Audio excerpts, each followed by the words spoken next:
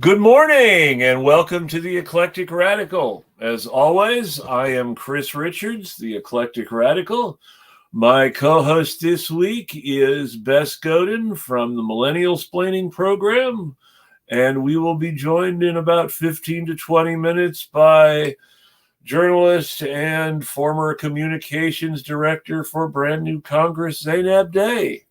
How are you doing today, Bess? I know you've been sort of out of the loop a little while, too.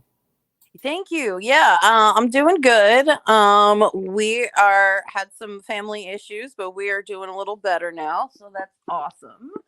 And I unfortunately have to focus on a move come November too, so my life is a little hectic right now. But I am planning to do a grand relaunch come February of Millennial Splaining podcast, where I'm going to include some comedy content, some lifestyle content, as well as the interviews that still I'm adding to, not taking away. So all the good interviews are still going to be there. But we're gonna add some jokes here and there too, because I got jokes and I'm ready to tell them. So No, I totally understand. I used to like to have a comedian or two on the show, and I want to have a comedian or two on the show again. what do you mean? I'm right here.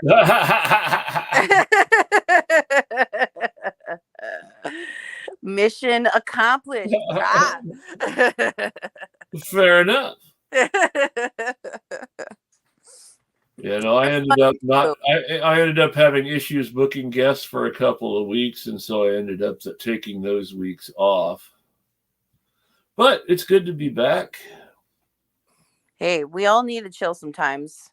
I've got a good show, I think, lined up for next week. I'll try to remember to talk about that on the way out of this show. Oh, you're gonna tease us like that? Yeah, I'm going to tease us like that. Okay, all right. I'm trying to learn about being more dramatic and successfully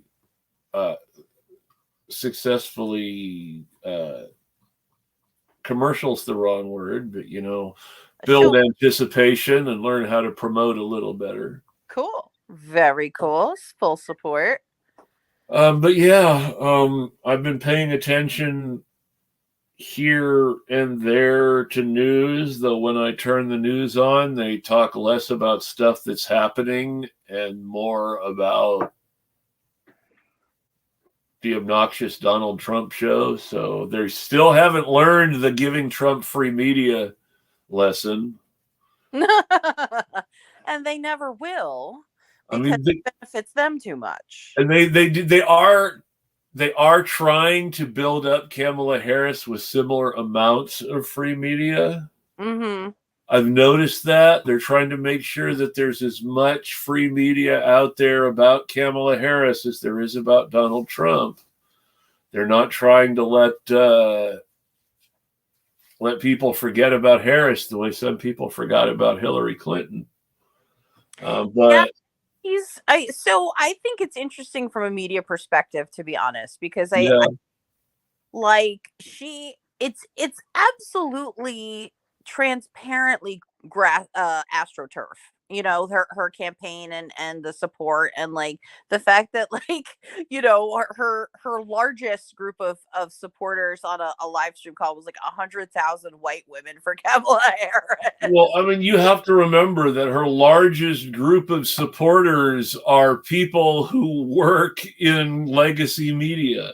Right, exactly. I mean, if the only people who are if all the people who are excited for you work in legacy media, then it's really easy to astroturf excitement, but that doesn't necessarily mean the excitement's there. Mm-hmm. I want to go back to her extremely well choreographed and well planned and well executed presidential campaign launch with MSNBC in 2020. And while that gave her a great media presence and started out with a lot of conversation about how she was such an exciting candidate with such charisma and such local support in California, But none of the stuff they talked about actually materialized in the campaign, and she ended up dropping out before anyone voted. I remember that.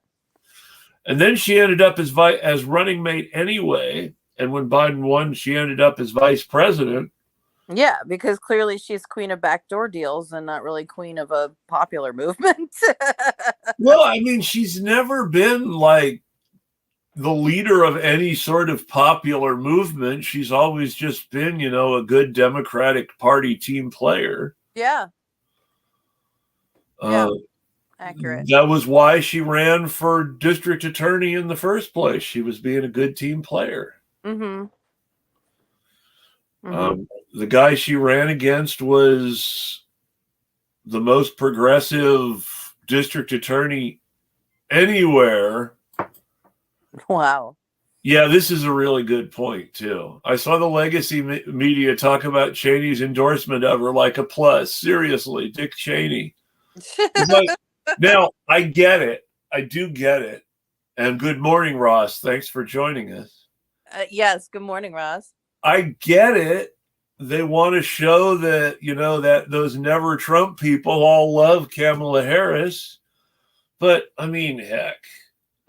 They're running a campaign that's designed to keep never Trump people from going back to Trump. That's their big plan to win in 2024.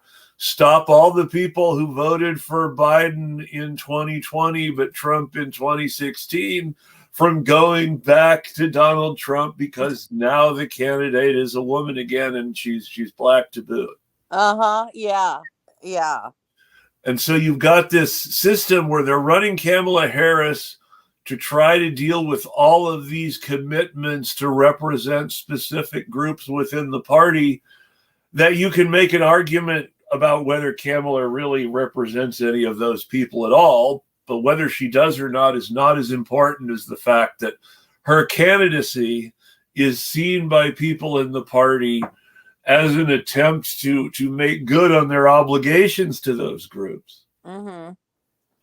But they're scrambling because the groups that they believe Kamala Harris is appealing to, mistakenly in my opinion, are all the groups that the people who voted for Trump over Hillary don't like. And Biden's candidacy, combined with, things like George Floyd protests and COVID, didn't have to deal with those issues in the same way that Kamala Harris will, because, Biden had too much in common with Trump to be easily dismissed the way Trump dismisses other people.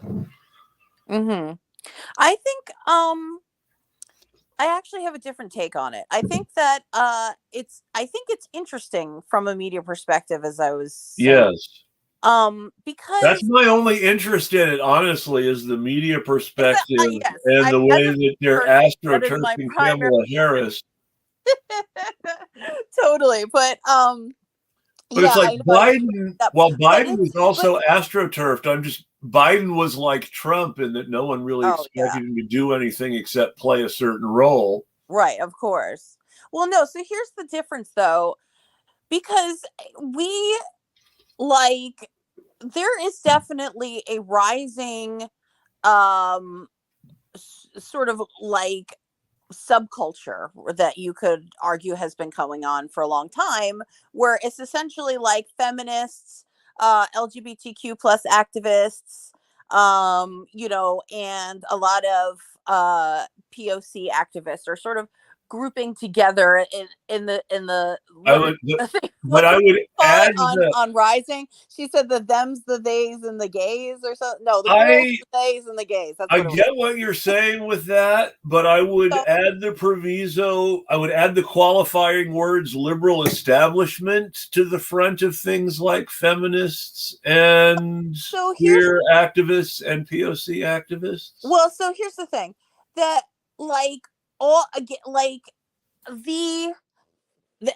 these people, capitalize on radical thought, but then process it for commercial use, right? And launder it through So Democratic Party identity. exactly. So it's not that these people aren't coming from a radical place. It's just that they are washing it.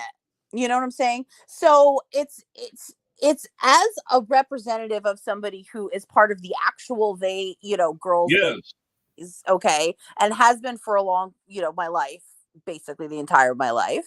Um it is interesting to see our arguments. I've had many like sort of like online street fights, okay, with dude bros and trumpers and all that kind of stuff, where I've used a lot of the techniques that I'm starting to see the Kamala Harris campaign using against Mhm. Trump.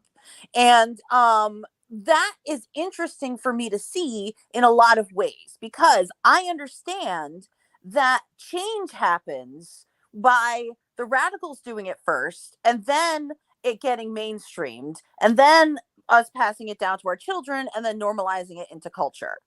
So the fact that some of my, not my, but like, I like counter arguments that I've seen, me and my friends use against this super patriarchal white supremacist people, um it's kind of refreshing, and it's kind of awesome to see that, like these tactics are getting out a little bit, Well, because but it's at these the things same time, have. it's also really disturbing to see people whose biggest concern about race and gender in politics is the microaggressions towards the one of the most powerful people in the country. I know, I'm not denying that at all. But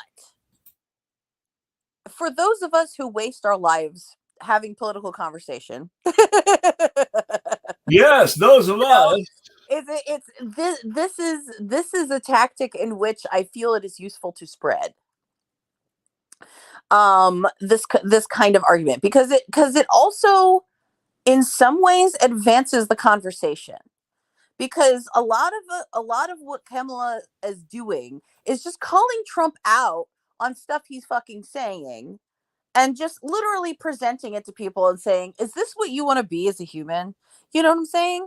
And like that kind of sassy reflection, in a way, in coated with humor, in a way that people can absorb it, because that's the other issue too. I mean, when we're talking about having these issues minimalized, and having these issues, be like, well, he said this thing to that thing. I mean, these are the issues that most people who don't deal with politics can grasp. But it's also it's important to note that these things are public examples of the way that we are learning to treat each other in daily life. In the way that we were talking a couple weeks ago with Renee about representation, and I kept wanting to make the point about representation in media, and how even though there are a lot more black actors on TV, are all of them really telling black stories and all that kind of stuff. And I think, and again, I think it's important to show people on many levels, um the the sort of new ways that they can interact with each other. And in this way, we had come to such a stalemate, right, between the Trumpers and the rest of us, right? We Yeah. had come to such a stalemate. There's every Trump joke ever has already been made. Like, literally, there's no more left to write. And that's why this feels different, right? This feels a little more refreshing, because we are starting to, like, the ideals of a younger audience are starting to be reflected in commercial society. And those ideals are recognizing that the ideals of a Trumper, the ideals of a traditionalist, are old fucking news. And yeah, maybe we can bury the old and move on with the new. I mean, that kind of evolution is bound to happen and is necessary. Because I always thought, especially like from 2016, I always thought that the Trump movement was like the last dying gasp of, this a certain male white. The trouble is that it definitely represents a certain white male cultural thinking. The Right. problem is that I don't think it's the last dying gasp. Now, Well, we I can say it don't. may be the last relevant gasp. So what my point is that it's the last dying gasp of this incarnation Mm. of that culture, right? Because when these things go in like a pendulum, right? So at some point the PC conversation, politically correct conversation, got really old and stale, and then the conservatives figured out how to use that shit against us, and then the Trump stuff happened. And so now we've taken the time to figure out how to use their bullshit against them, and now we're going to happen for a little while.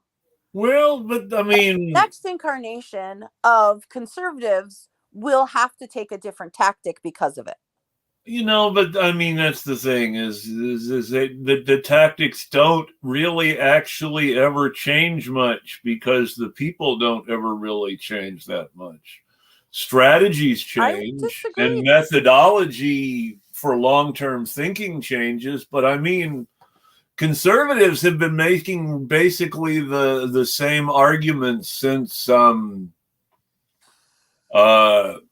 John of England to some Well, degree. are we to some degree? I mean, we are making the argument that everyone should be equal and come from, come from a place of security and comfort, so that they could benefit within society. I mean, I think Oh, that sure. the conversation is more nuanced than that, and because it's more nuanced than that, it leaves room for the conversation itself to grow. So But that what I'm going to say is that conservatism is not nuanced, and that's part of the point. okay. I mean, that's So you've got conservatism, which is unnuanced reactionary bullshit. You've got liberalism, which is highly nuanced reactionary bullshit. And then you've got an attempt to actually cut through reactionary bullshit that has ultimately not as been as successful in recent years as it needs to be. well, I think the discrepancy here between what you and I are talking about is that you're talking about the actuality of what people believe, and I'm talking about the the way that they use communication to Oh, persuade sure. side. No, I understand. Okay. Because again, like, yeah, I mean, I completely agree with you on that. But I do think that they have changed the way that they try to recruit people over time, and they have changed their arguments towards whatever our I arguments mean, are. They have to keep up I, to match, I right? think I think a lot has changed up to a point. At the same time, ultimately it's still a movement by cops for the people cops have always worked for. Yeah. Um, it's more of a cop movement than it's ever been in the sense of the political empowerment of police organizations that call themselves unions but aren't. Mm-hmm. Well, yeah, I definitely think you could argue that uh, police and the evolution of cop uh, cop culture, I guess, is rooted in patriarchy and white supremacy, and that they are an excellent example of it. Yes, exactly. And ultimately all this fascism stuff is an attempt to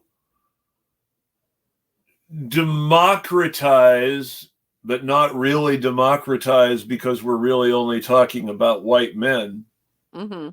But with that qualification of for democratize in mind, you're talking about really an attempt to sort of democratize the police state in Yes. order to make people individual fascists feel that they are empowered enough that they no longer feel threatened by the changes in the system. Absolutely. I completely agree with that. And I definitely think that the fascism argument is something actually that was inherited from the previous go at Trump, right? I mean, that's what we've been calling him a fascist this whole fucking time, Well, especially I mean the January 6th shit. And I don't, I'm not saying that she's not, full-throatedly calling him a fascist. She is, of course, and it's masking her, the fascism of the Democratic Party. I would fully yes. agree with that. However, I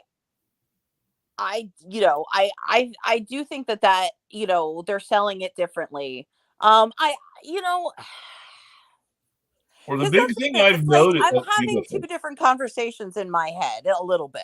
You know what I'm saying? Because like part of it is like there's a part of me as a feminist, that a real feminist, a real radical feminist, you know what I'm saying? That's like, yeah, go get that rapist motherfucker. You know what I'm saying?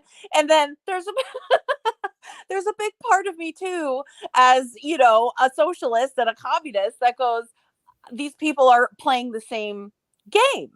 I know, I hear the fakery in what she's saying. I hear that she's whitewashing all of the things that we created 10 to 15 years ago when we were arguing on the streets with these assholes. You know what I'm saying? So it's like I'm sort of conflicted, to be honest. Well, that's sort of the whole point. I mean, the whole point of the fake identity game that the Democrats play is to get you to root for the people that you then identify with based on your identity. Mm-hmm. That's the whole idea is Trump's not like me and he's a threat to people like me, and Kamala Harris is like me, therefore she'll make me safe. Right. I mean, I don't believe that. No, I know you don't believe that, but But yeah, on some level, I do believe that she's more on my team than Trump. I well, absolutely. that's ultimately, that's what all of the arguments. Just to go back to our original lack of original topic of the lack of distinction and the difference between arguments and reality. Mm-hmm. The idea that Kamala Harris is just the idea that it's easier for you to believe that Kamala Harris is just a little closer to being on your side than Trump is why people feel comfortable saying to you on the internet, well, just think how much worse it'll be for Palestinians under Trump. Right. When in the actual fact is that all the things that people are saying will happen to Palestinians under Trump are happening to Palestinians now under Biden and Harris. Yes. And they're really just making the argument, well, And the same Donald Trump is going to Joe Biden worse than Joe Biden did. thing. That's hilarious. That should be And Joe Biden's the whole argument for Joe Biden as president came down to, Joe Biden is going to Donald Trump better than Donald Trump did. And it's actually going to do the things Donald Trump promised. Yeah, and he kind of did. And he kind of did. And that's kind of why all these capitalists were so dead set on his reelection and why they were so quick to make a legitimate candidate out of Kamala Harris when it was clear that people were not going to swallow Joe Biden a second time. Yeah. To use his wife's words. And see, it's moments like that that interest me. Like, it's clear that we wouldn't swallow Biden a second time, so they had to switch. It's moments like that that interests me. Yes. Well, Mm-hmm. moments like that, you see clearly that they are making some attempt to appear to be responsive to democratic demands. But you notice they didn't have an actual primary after having prevented an actual primary to keep Right. Biden as the lock for renomination in the first place. They Yep. turned around and installed Kamala Harris after a lot of discussion about an open convention and who the other choices might be. Right. Exactly.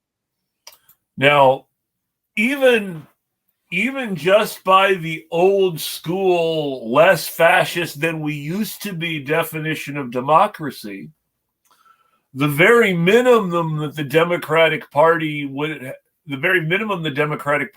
had to do in order to create an illusion of democracy within the party itself was have an open convention in which different candidates competed for the party leadership support in the old-fashioned way that they used to do it in the old conventions before the primaries. Mm-hmm.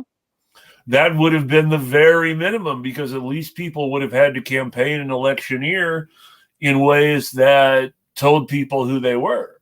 Right. But we didn't get that either. We got a decision to install Harris. Right. We didn't even get what some of the obvious Harris supporters were talking about as some sort of pro forma primary with one or two other people who really weren't supposed to win. Right.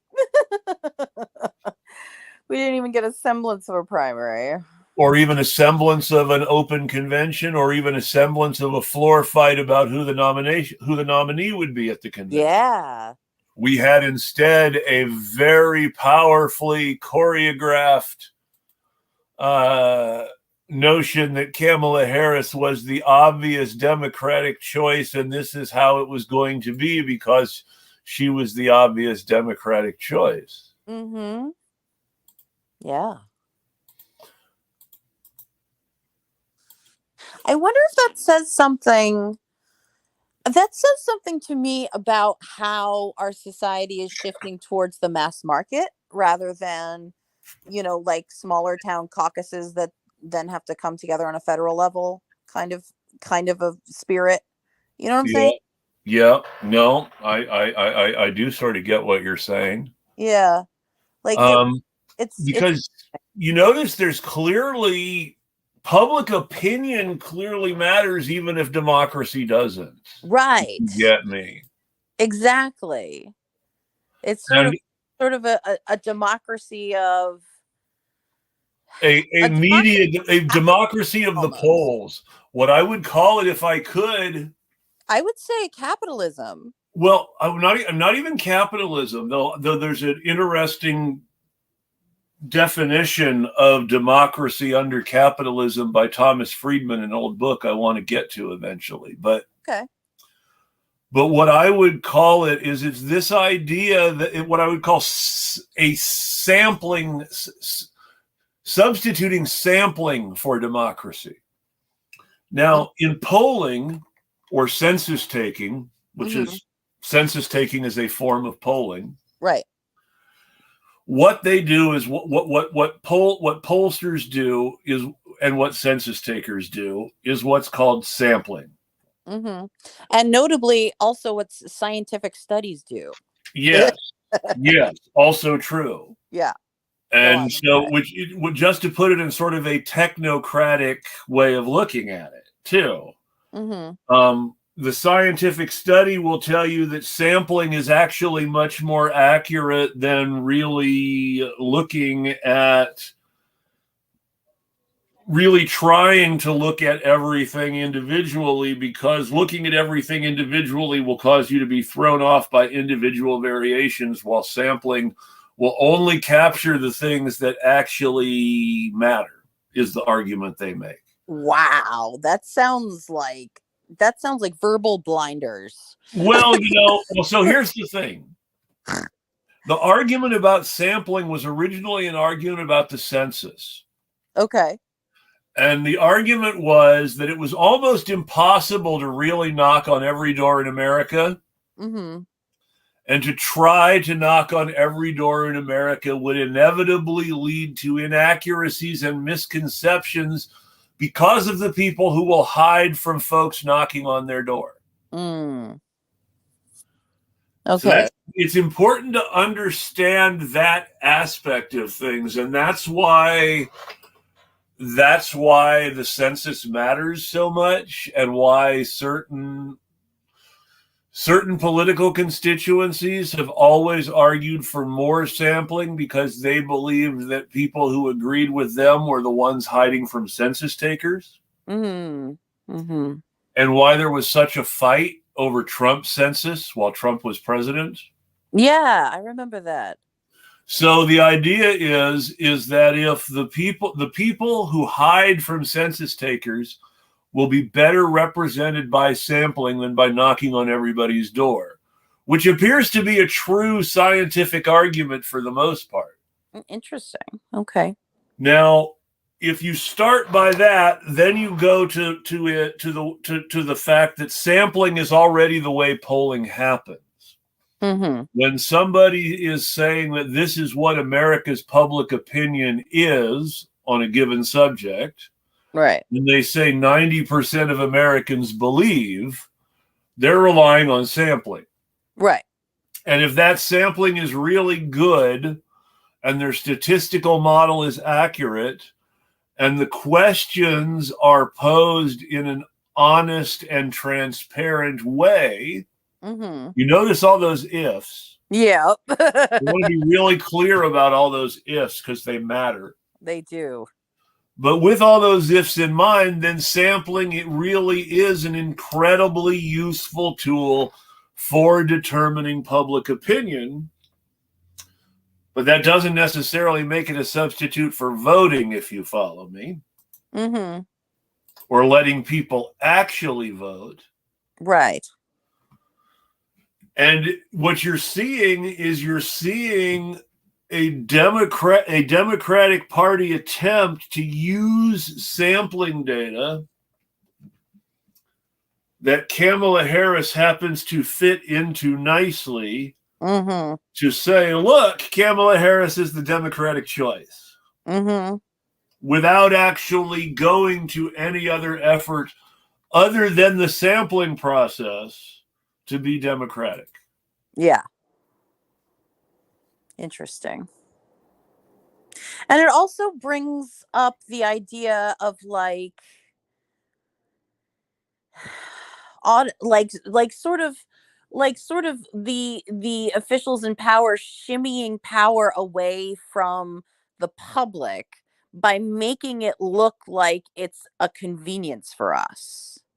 Right? I mean, because in some ways you can see corporations doing that too. Like they're going to do, they're going to take polls and do sample data and stuff way more now than they're going to actually do surveys and whatever. I know that was kind of conflicting, but what I mean is that. Well, I know you remember my original point about sampling being good on the one hand, but the Democrats trying to substitute it for real democracy on the other hand. Welcome, Zeynab. Hey. My point was conflicted in the first place, too, which is sampling is better for the census, but maybe not a good substitute for democracy. Right. So I get it. Well, and again, I sort of came to the same point. But yeah, we can totally move forward. Zeynab, we have been filling the content vacuum with discussions of the media appearance of the Trump-Harris contest, combined with some of the lack of actual democracy in the process of choosing Harris. Even no primary. Tell us they're defending democracy. I mean, how many people, even the most publicized opposition to Biden in the primaries, was not any group committed to an actual candidate brave enough to run against Biden, right? But to uncommitted, which means all the way back when there was still a primary going on, rather than actually support Marianne Williamson, the progressive candidate running against Biden, who had endorsed all his people in 2020 and 2022, Waleed Shaleed was pushing uncommitted in Michigan and Minnesota. When Marianne Williamson had actually announced, hey, I'm unsuspending my campaign, you should vote for me. Yeah. That just occurred to me.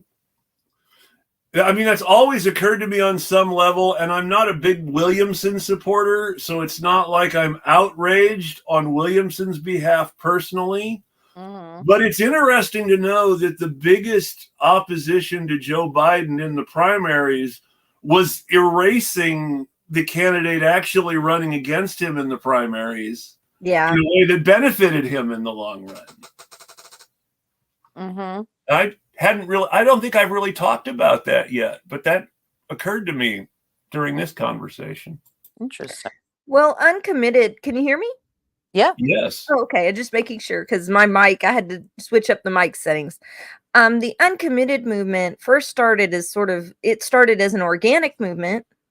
So it was just like one of those grassroots things that kind of springs up online, and people were like, we're just not going to vote. And it was decentralized. And then you had folks come in from, not from outside, but you had folks come in from like Justice Democrats. Well, yeah. And they were people that sprung up and they all came together and met that were more from the DNC insider. Yes. And that was around the time, I believe, that they had that it was going to be, that it was clear that they were going to have uncommitted delegates. Yes. Yes. Which was for the simple reason that there were lots of people who really didn't want to vote for Joe Biden. But again, the media and even the national groups trying to say, hey, maybe we shouldn't commit to Joe Biden, were again erasing the fact that there were actually people at least going through the motions of running against him. I'm not a fan of either Marianne Williamson or Bobby Kennedy Jr., and I'm outright opposed to Bobby Kennedy Jr. in a lot of ways. Well, you wouldn't go with Junior because he's had no different policy than Biden. Well, and Marianne's policy was somewhat better than Biden's, but not still kind of problematic on Israel. At that point, and the other really, guy, what was his name? That was running. He had no different platform. Dean Norris. The only difference between Dean Norris and Joe Biden was name and age. Mm-hmm. They're both white dudes who represent the same sort of conservative constituents. What was the name of the bald guy who used to be in Congress from Delaware, who ran in 2020 just so that he could get some attention? I don't remember. I can't remember his name anymore, but he used to show. He must not have did a great job of getting attention. What was hilarious, though, is people that follow politics can't remember his name. He had a cult following for a little while on Twitter during the primaries, not because anybody particularly supported him, but because he would do funny things like post himself doing push-ups and other stupid and. Are you talking about Richard Ojeda? No, John something. Richard Ojeda is from West Virginia, isn't he? Yeah, Richard Ojeda is from West Virginia. How many wannabe politicians have posted themselves doing push-ups that we can't fucking figure out who posts themselves? So many. Well, no. My favorite joke, in fact, from The West Wing, is an episode where they're worried because Martin Sheen's character has been covering up his MS. Right. And a small, unimportant plot line in one episode is that Kevin Teig, who played Fireman DeSoto in Emergency, has a guest spot as a governor of Indiana who's running on the Democratic primary, and the reason they're worried about him is because of his physical health. Right. And there's a line where Kevin Teig says to Josh Lyman as Josh Lyman is leaving the room, want to see me do a push-up? And you know that people all around the Obama administration were diehard fans of this show. Right. And you know that people in politics were diehard fans of this show. Well, So is it really surprising that you see politicians posting themselves doing push-ups a few years after this show? Well, people from the Clinton administration actively worked on writing the show. I mean, not just people. It's not just people in the Clinton administration either. There's a bunch of weird Reaganites who worked on that show. Is a very interesting mix of people from both sides. David Gergen, who worked for Nixon, but then went to work for the Democrats after working for Nixon. That's interesting. Was one of the people who worked on the West Wing. He also worked for Reagan for a little while and then went to work for the Democrats. He was a big Clinton guy, David Gergen was. You can really see, by the way, all these points where the right wing really plugs itself into the Democratic Party. Yeah, that's what I was about to say. That just shows that, I mean, I can remember this going on for a long time. Like, you know, we had Obama who said that he was going to, I mean, same thing, but that same thing that Trump promised, you know, to drain the swamp. Yes. His appointments would be better. And at the time, you know, in his second run, that's when Citizens United was a huge conversation among the quote unquote liberals, you know, and he's like, I'm not going to appoint any. And then he goes and appoints all these corporate cronies, a lot of them right wing, you know, to his cabinet. So the Dems always run to the right instead of going to the left, where honestly most Americans, most people in the US support these policies. Since 1972, the Dems have been running to the right. Everybody remembers the American public is going toward what we would call the left. You know, they support universal health care. They want us to bring back tuition-free college. They want us to bring back, and I say bring back because we used to have a robust healthcare system. We used to have free clinics. We used to have tuition-free college nearly. We used to have subsidized child care. We had these programs before Clinton dismantled them. Paying for tuition in California is something that happened during my parents' lifetimes. Yeah. The state university system in California was tuition free until Ronald Reagan imposed tuition requirements on the University of California system in order to punish poor people and black people who had started a free speech movement at Berkeley. Jesus. Yeah. I didn't know that. Colleges were subsidized at 85% nationwide until the late 90s, really.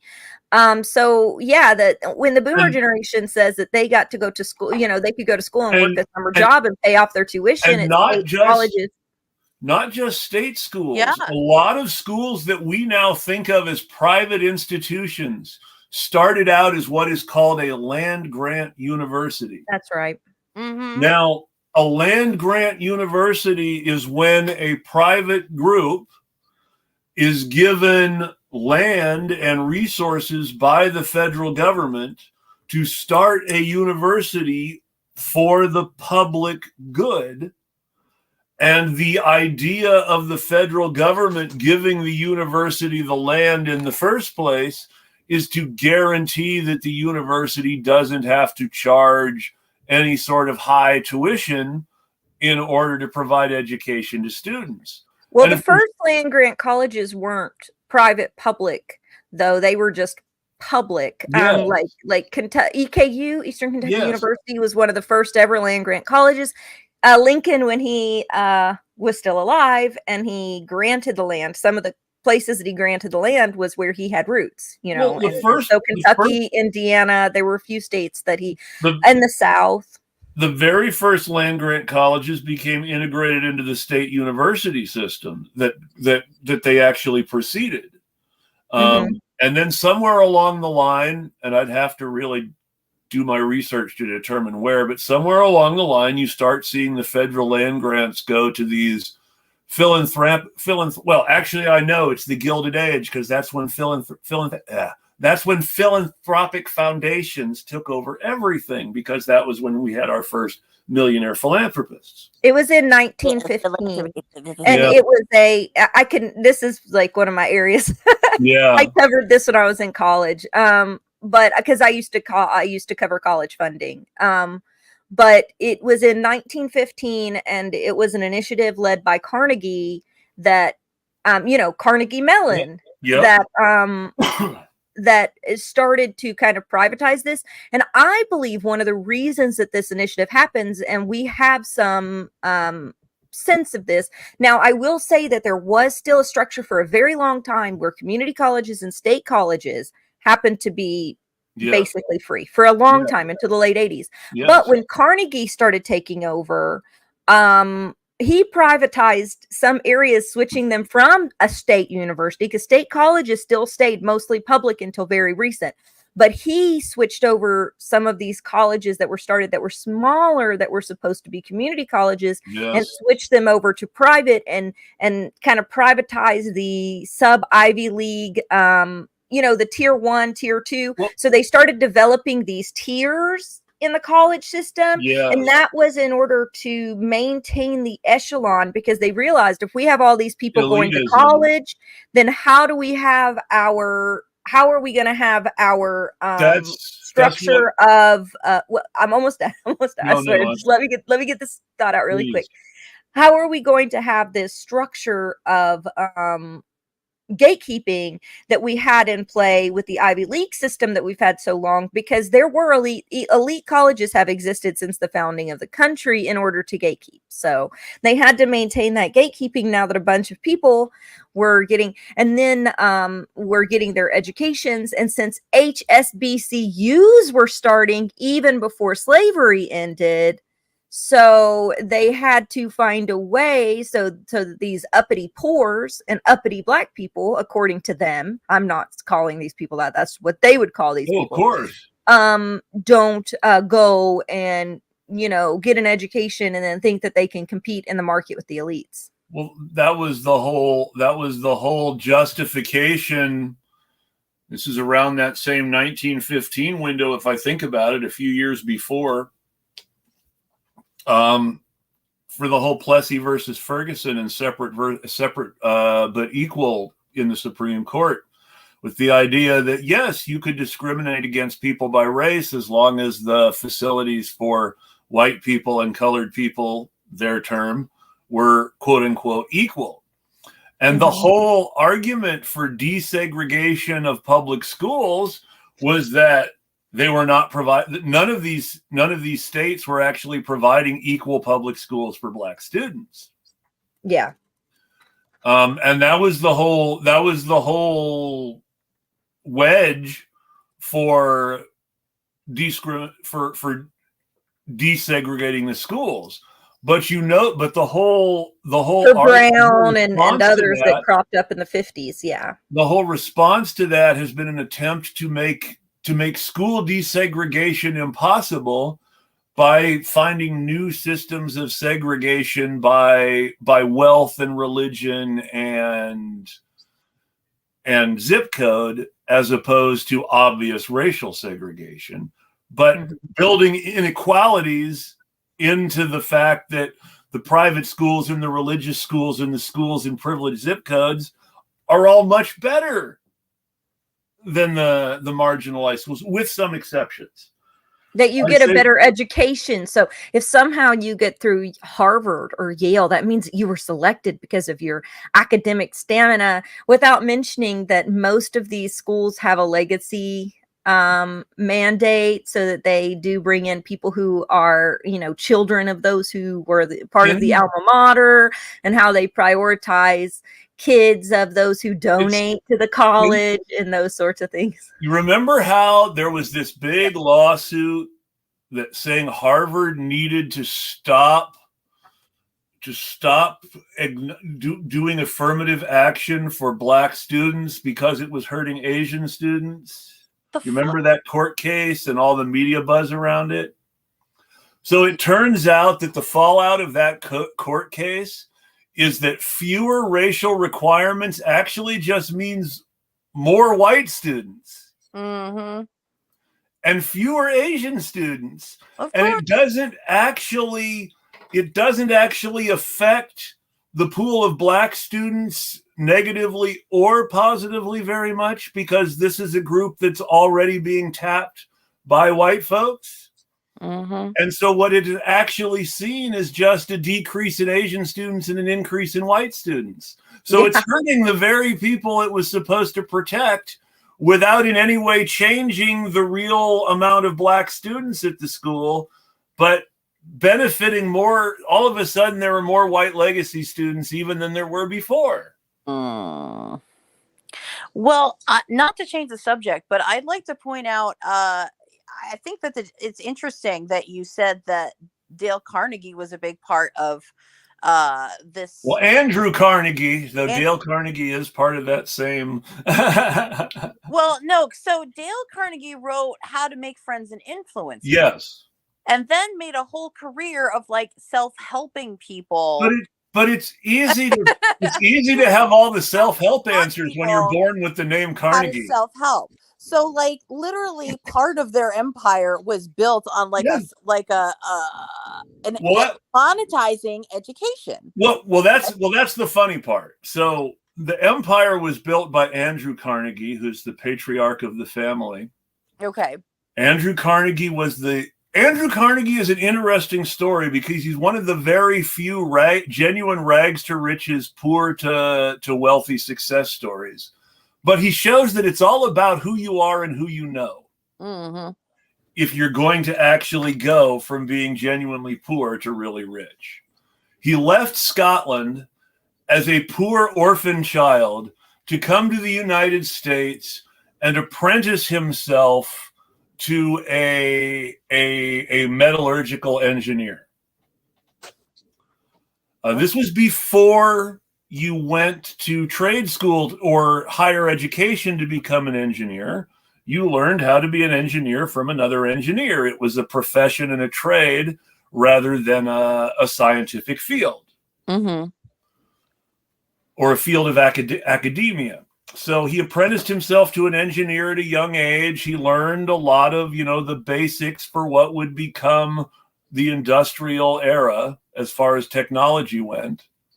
So he was sort of in on the ground floor in the same way Bill Gates was, despite not being a tech guy himself, in the same way Bill Gates wasn't. Mm-hmm. So wait, who was his business daddy? So his actual business daddy comes later. I don't remember who his first, who he apprenticed to. I just remember he was a metallurgical engineer. So Carnegie learned all the basics of, how to make steel better. Uh-huh. And then he worked as a secretary to the biggest railroad president in the country. Okay. And that's what's important. He worked as a secretary to the biggest railroad president in the country. Mm-hmm. Because you have to remember that now being a secretary means you're some usually female clerical professional who doesn't make a lot of money. But in the old days, the secretary was like the sidekick. That was before women were allowed to be secretaries. Yes. And in the days before women were allowed to be secretaries were important. Yes. Being the personal assistant to the guy who ran the company was essentially being the second in command of the company. Yeah. If you were the boss's secretary, you were a boss. Right. You were lost now because of the way business has changed since then. Like VP of operations or some shit. Okay. Yeah. Well, the being the boss's secretary then, if you think of the boss as the president and the chairman, which was how it usually worked back then, mm-hmm. being the boss's secretary was very much like being a COO or a CEO. Okay, there you go. If you think of the boss as the CEO, then being the boss's secretary was like being COO of the company. And honestly, it was just as functionality that way, even when women started taking that role. Yes. But they just didn't get credit for it. Exactly.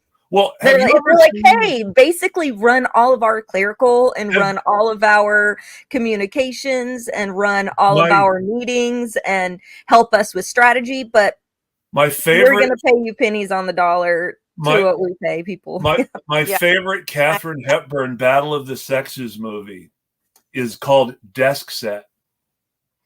And everybody who hasn't seen Desk Set should watch Desk Set, because Desk Set is a movie about the women who made the manly era of business function.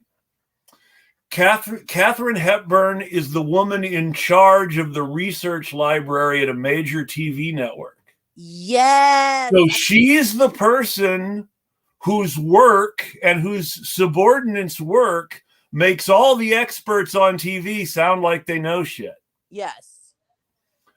Her boss, she's also in a relationship with her boss, who's played by Gig Young, in which you learn that Katharine Hepburn is essentially personally responsible for all of her boss's professional success. And that she believes that she's going to get a wedding ring out of this. And he actually has no plans to ever have her as more than his secretary and companion. Of course. He's already. And so this is an important plot point, Katharine Hepburn being Katharine Hepburn. Right. And doesn't what's his face come into this? Well, it's a Spencer Tracy Katharine Hepburn movie, so of course what's his face comes into it. Yes, he comes in and falls in love with her. So he is an efficiency expert, or he pretends to be an efficiency expert. Oh. What he actually is the guy who designed the computer that is being sold to the network. Now, his intention is that the computer is supposed to make Katharine Hepburn's job easier and make it easier for her employees to do their job with less stress and less trouble. Whereas the executives at the network believe that his computer is a way to replace them. Does this sound familiar to anybody? Yes. Yeah. Yes. And the whole point of the movie is how both the guy who built the computer and Katharine Hepburn show everybody that the computers and the people have to work together with the people in charge for the computers to actually be any good. Mm-hmm. And, you know, the whole message of that movie has been completely lost, which is partly why I mention it now. Yeah, that's so interesting. I'm really glad you reminded me of that. That's a good one. But yeah, no, the whole thing, he's pretending to be an efficiency expert in order to cover for the fact that he's trying to sell the network his computer. But his vision for his computer is completely different than their vision for his computer. No, of course. Don't you know, though, misogyny's been solved. I mean, the patriarchy's over. Well, you know, Katharine Hepburn wrongly thought that we could solve misogyny by making every man Spencer Tracy, and that just has never happened the way she thought it would. Especially because he's not the prettiest of men. Well, but it's beyond that. Well, you know, she didn't care. I mean, you have to remember. Also, let's be honest. If you wanted to go by the quote unquote traditional Hollywood definitions, Spencer Tracy's wife was much hotter than Katharine Hepburn, and he still chose Hepburn over his wife. Oh, get it, bitch. So this is one of the great scandals / love stories / really evil stories on one level, if you think about it, because on the one hand, it's this uplifting feminist love story about how Katharine Hepburn was able to have what she wanted. And on the other hand, it's about how all of Hollywood got together to make Spencer Tracy's wife the bitch villain. No, that's fucked up. And there's a certain, and I hate to say it because I'm a huge Katharine Hepburn fan, but a great deal of the mythology of Katharine Hepburn as this feminist icon and her great love story with Spencer Tracy is built on the gaslighting of the public that Spencer Tracy's wife deserved to be cheated on. Wow.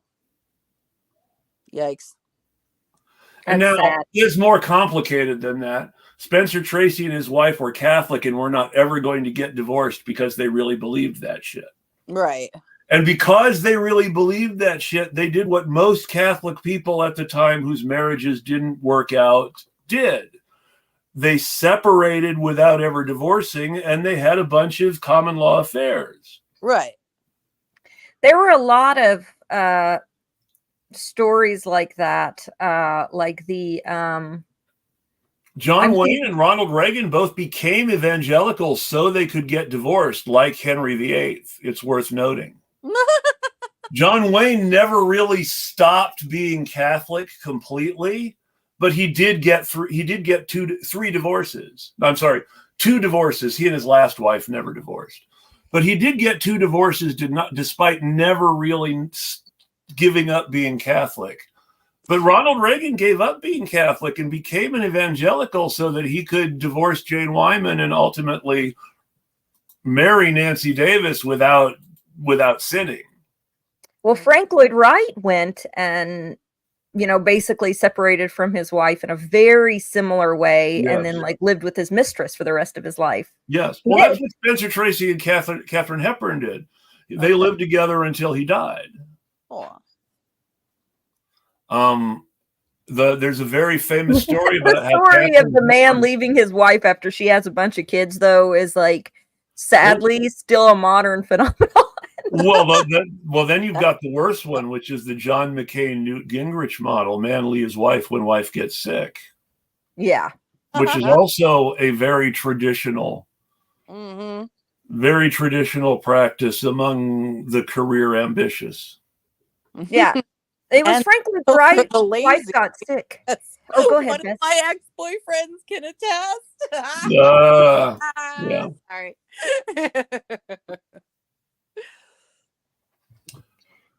Well, I mean, it's if you notice, well, with some notable exceptions, if you do a Google search or a Twitter search or a Facebook search for caregiver, you'll find a lot more wives taking care of husbands than husbands taking care of wives. Oh yeah. Women are trained from birth essentially to take care of their lives. I mean, you can see it with the way that they raise girls. You can see that, if you look up statistics on the way that girls versus boys are raised, and I did this a long time ago, so I don't really have them on the top of my head, but you can definitely see that that little girls are trained to be their mother's assistant in taking care of the boys of the family, and the boys of the family are treated like little princes, and they're taking. And if there's more than one daughter is usually designated as an assistant parent. Yes, and the other one is the assistant to her. Yes, often that can be the case. So she can still be the baby in a sense. I mean, obviously everybody's different, but there is always the presumption that if you're the woman, you're supposed to be taking care of the family. I've literally never seen. Well, women are allowed to be damsels who are taken care of and caregivers who take care of others, but they're not allowed to. Damsels are. They're not allowed to benefit from being damsels. Damsels are only damsels until they get married. This is true. And damsels are only damsels when they become marketable property. And in fact, the only feminist books written about King Arthur and the Knights of the Round Table are about the girl who goes on the quest with Sir Gareth to rescue her sister, and how unhappy she is when she's married off to Gareth's brother. And her sister gets to marry Gareth because he's the knight who saved her. And a whole lot of the storytelling is based on her unhappy marriage and her pining after Gareth, who really kind of is in love with her too, but has to be a good knight and be loyal to his wife. Oh my God. And of course, his wife is her sister, so she loves his wife and doesn't want to cheat on her. Have you guys ever heard of the manic pixie dream girl phenomenon? Yeah. I have. Fun. So I was the manic pixie dream girl, right? I was always that one that was the quirky, cute girlfriend that had the weird sense of style and was autistic, but at the time didn't know I was. Not till later. But I was always the step before they get to the wife. You know, I was like the training mode. Because of my age and my culture, my acculturation, I always think of those girls as Willow for fellow Buffy the Vampire Slayer fans. That would be semi-accurate. I would also say Ramona Flowers from the video game guy movie that I can't fucking remember now. Who's nerdy enough to remember who Ramona Flowers is? Somebody help me out. I'm trying to remember.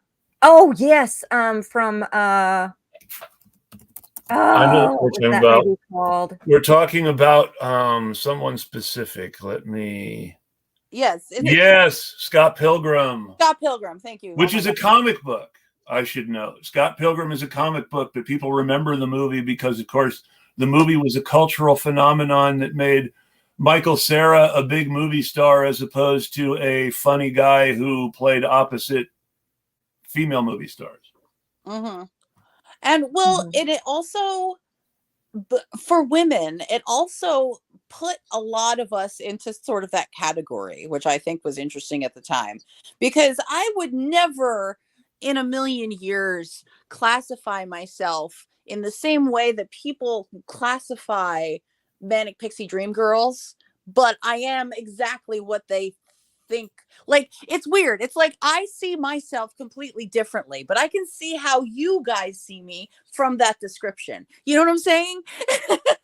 I know what you mean. Yeah, because to me, I have many interests, and all of these interests interconnect in a complicated and interesting way, and that's why I study all of them at once. Now, if you can't fucking understand that, it's going to look like I'm running around from thing to thing, and I don't know what I'm doing, and I'm a whimsical bitch. Like fucking, what's her face on... Did you guys ever watch The Cosby Show? One of the daughters was like that, too, and I identified... I know what... I think you mean Vanessa. Okay, maybe, yes. Vanessa was very manic and had lots of interests and was always very 100% into whatever she was interested in. Absolutely. She was like a very early on Manic Pixie Dream Girl, even though she didn't really have that, like, you know, goth white people style.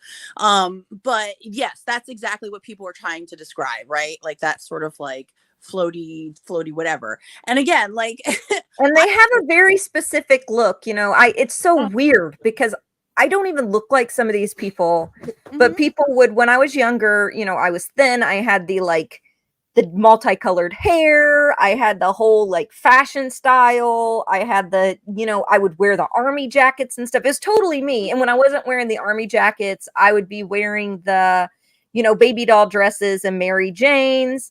I would often wear dresses with sneakers. You know, I had this whole aesthetic that was me. I mean, it was my personality, but I was always like compared to like Audrey Hepburn in Breakfast at Tiffany's, or compared to like Zooey Deschanel or a Christina Ricci, or, you know, the Lydia from Beetlejuice. So like I was compared to these characters. The funniest character I was compared to, which I look nothing alike, was the character in the movie Elizabethtown, if you guys have ever seen that movie. And she was definitely a Manic Pixie Dream Girl.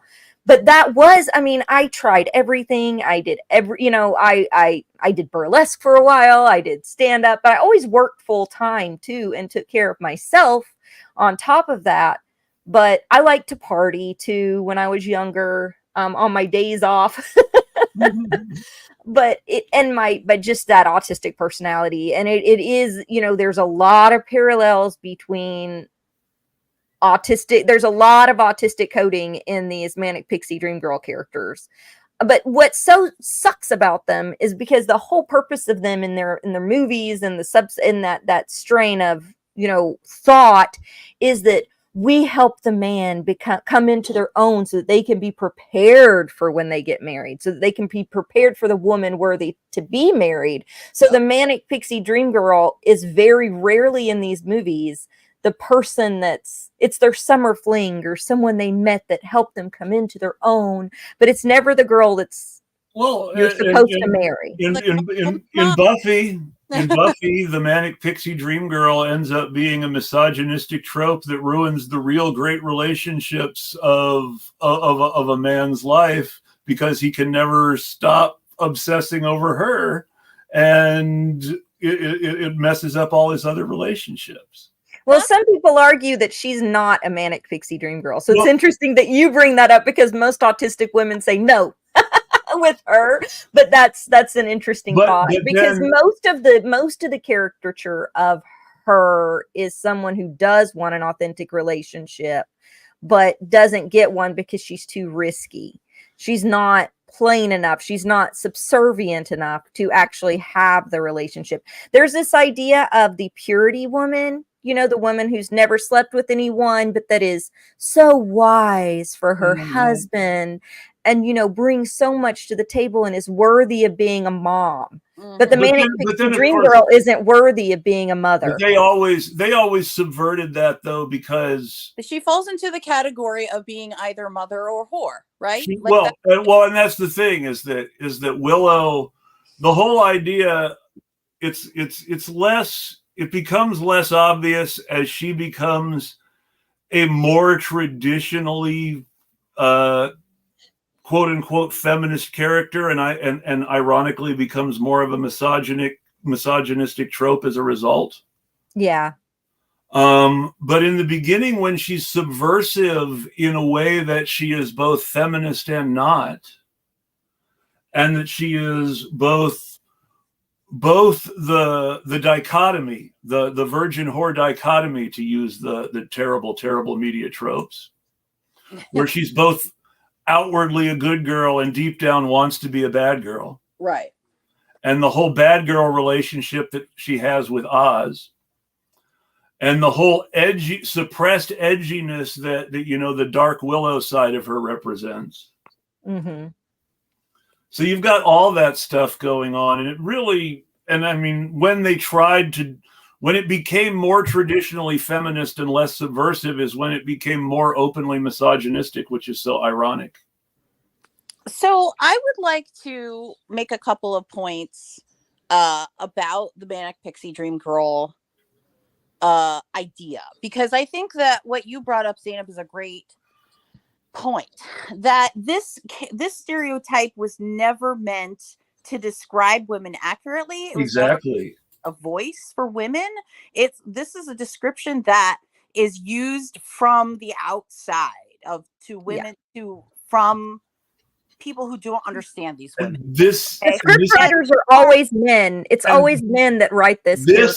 Right. This is why I went to Buffy specifically, because Buffy is a quote unquote show about feminism from a male perspective. Yes, and that's an awesome point too. And honestly, I will give Buffy another watch just for that, because I don't know Buffy like the back of my hand like most people do. I definitely watched it up until when it got like depressing, and then I was like, well, the reason it got depressing is because all of these things that had been subversive were suddenly turned mainstream in a way that made them lose the quirky humor that made Buffy not be depressing. Because let's face it, Buffy was always depressing on a certain level. It's just had enough quirky humor that you were able to get through it. Mm-hmm. That's a good point. Yes, I am definitely going to give it the whole series. As it became less quirky and subversive and more mainstream, they couldn't compensate for the fact that it was just fucking depressing. No, they really couldn't. They couldn't with me, that's for sure. But so let me make my point. My point is this, that these characters again were made for male characters and their emotional growth. So yes. What you have to understand about a man dating a manic pixie dream girl to then graduate to his eventual wife is that he is learning about himself emotionally.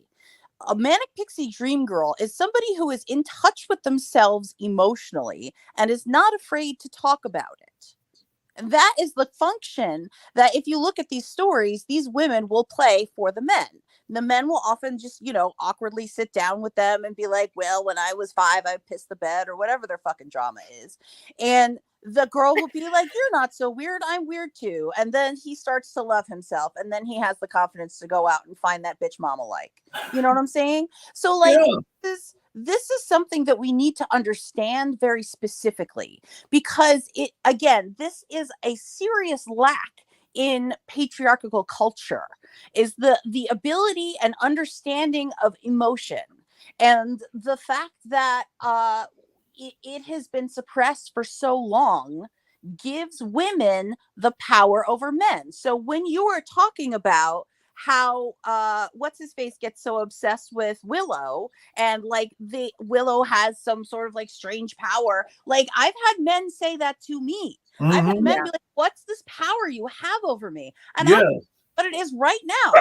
And I'm like, I don't want it. I don't want you to fall in love with me in a week. I want you to have emotional maturity. Yes. I don't.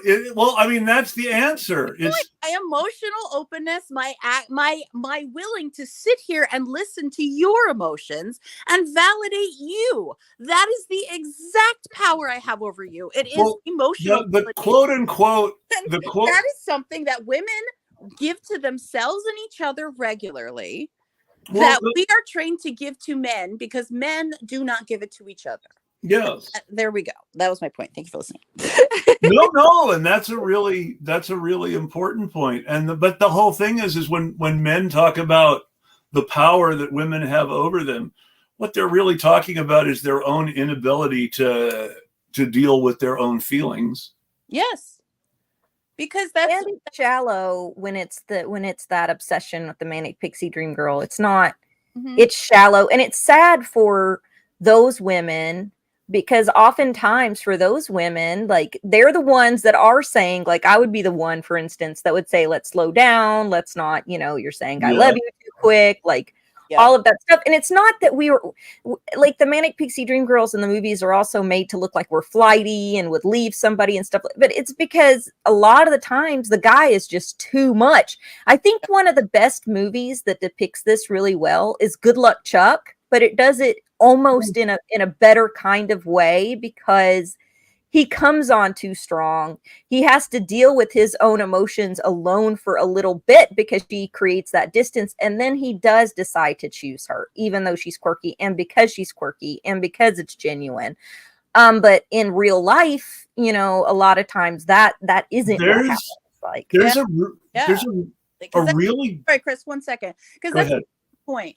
That the reason that men are attracted to manic pixie dream girls is because we are not the wife. We are allowed to be the other. And this is exploring something that they've never been able to explore before. Right? It's exploring sort of like a feminist culture that they've never been able to explore before. And I think that's important to note. So I'm sorry, Chris, go ahead. No, and that's actually a good point, because the manic pixie dream girl is a more age appropriate substitute for the sexually repressed MILF of an earlier fictional generation, if you know what I mean.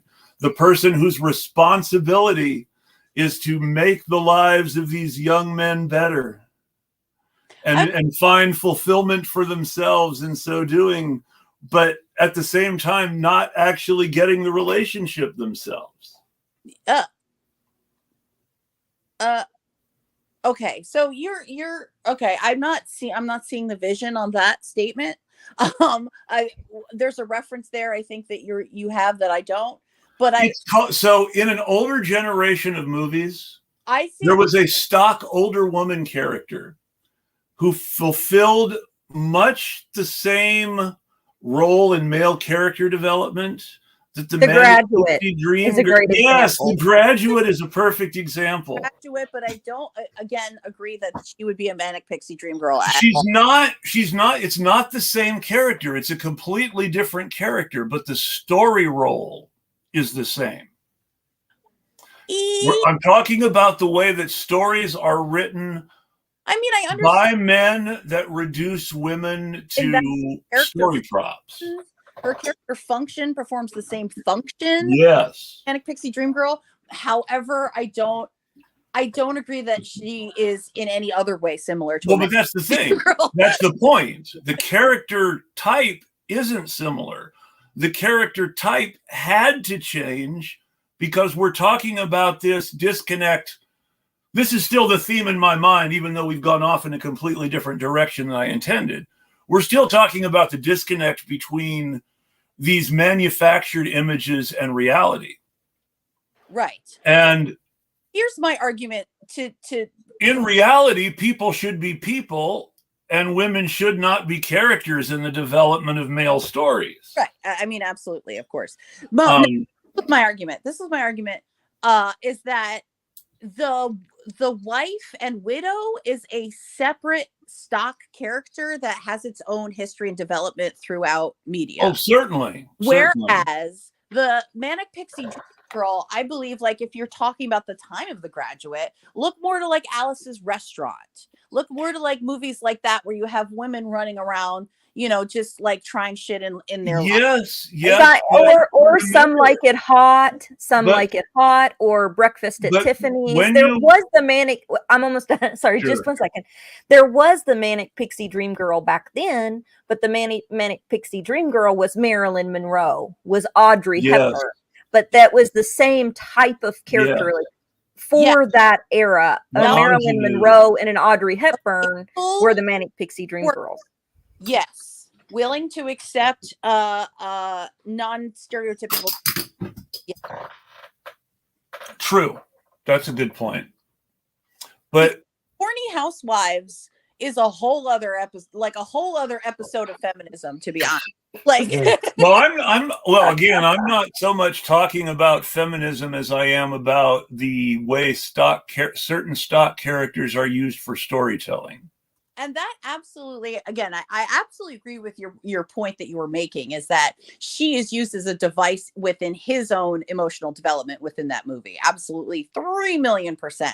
But I think the difference is that if she were a Manic Pixie Dream Girl, the Manic Pixie Dream Girl is expected to have enjoyed that experience to the point where she feels an emotional change as well.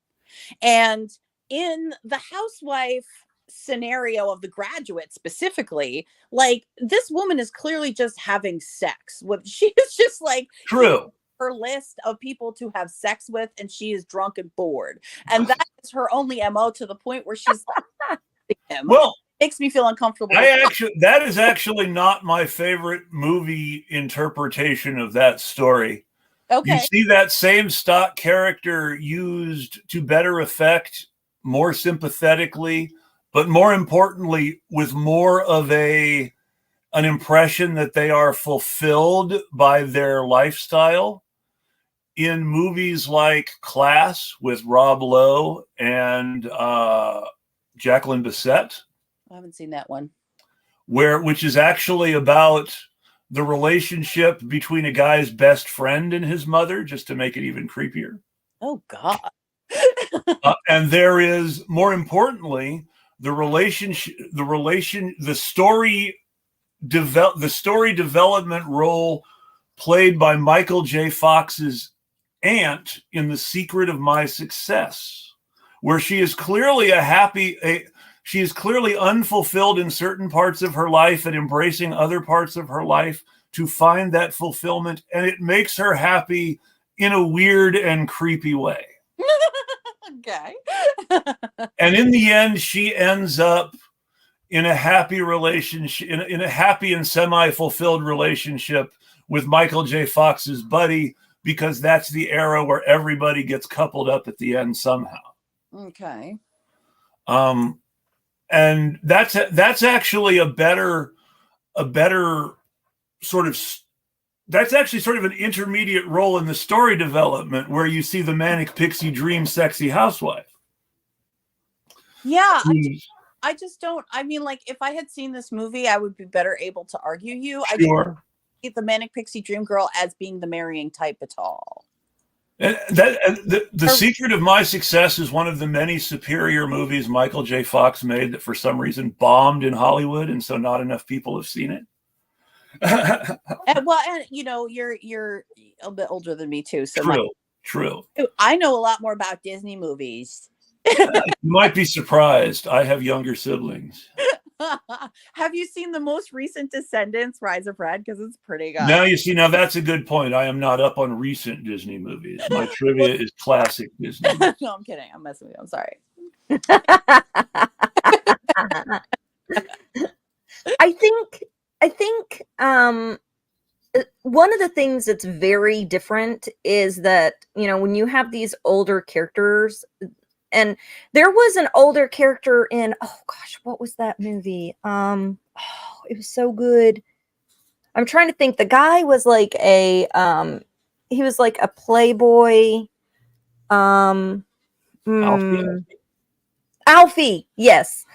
I think that kind of character you're describing was in Alfie as well, but she was not the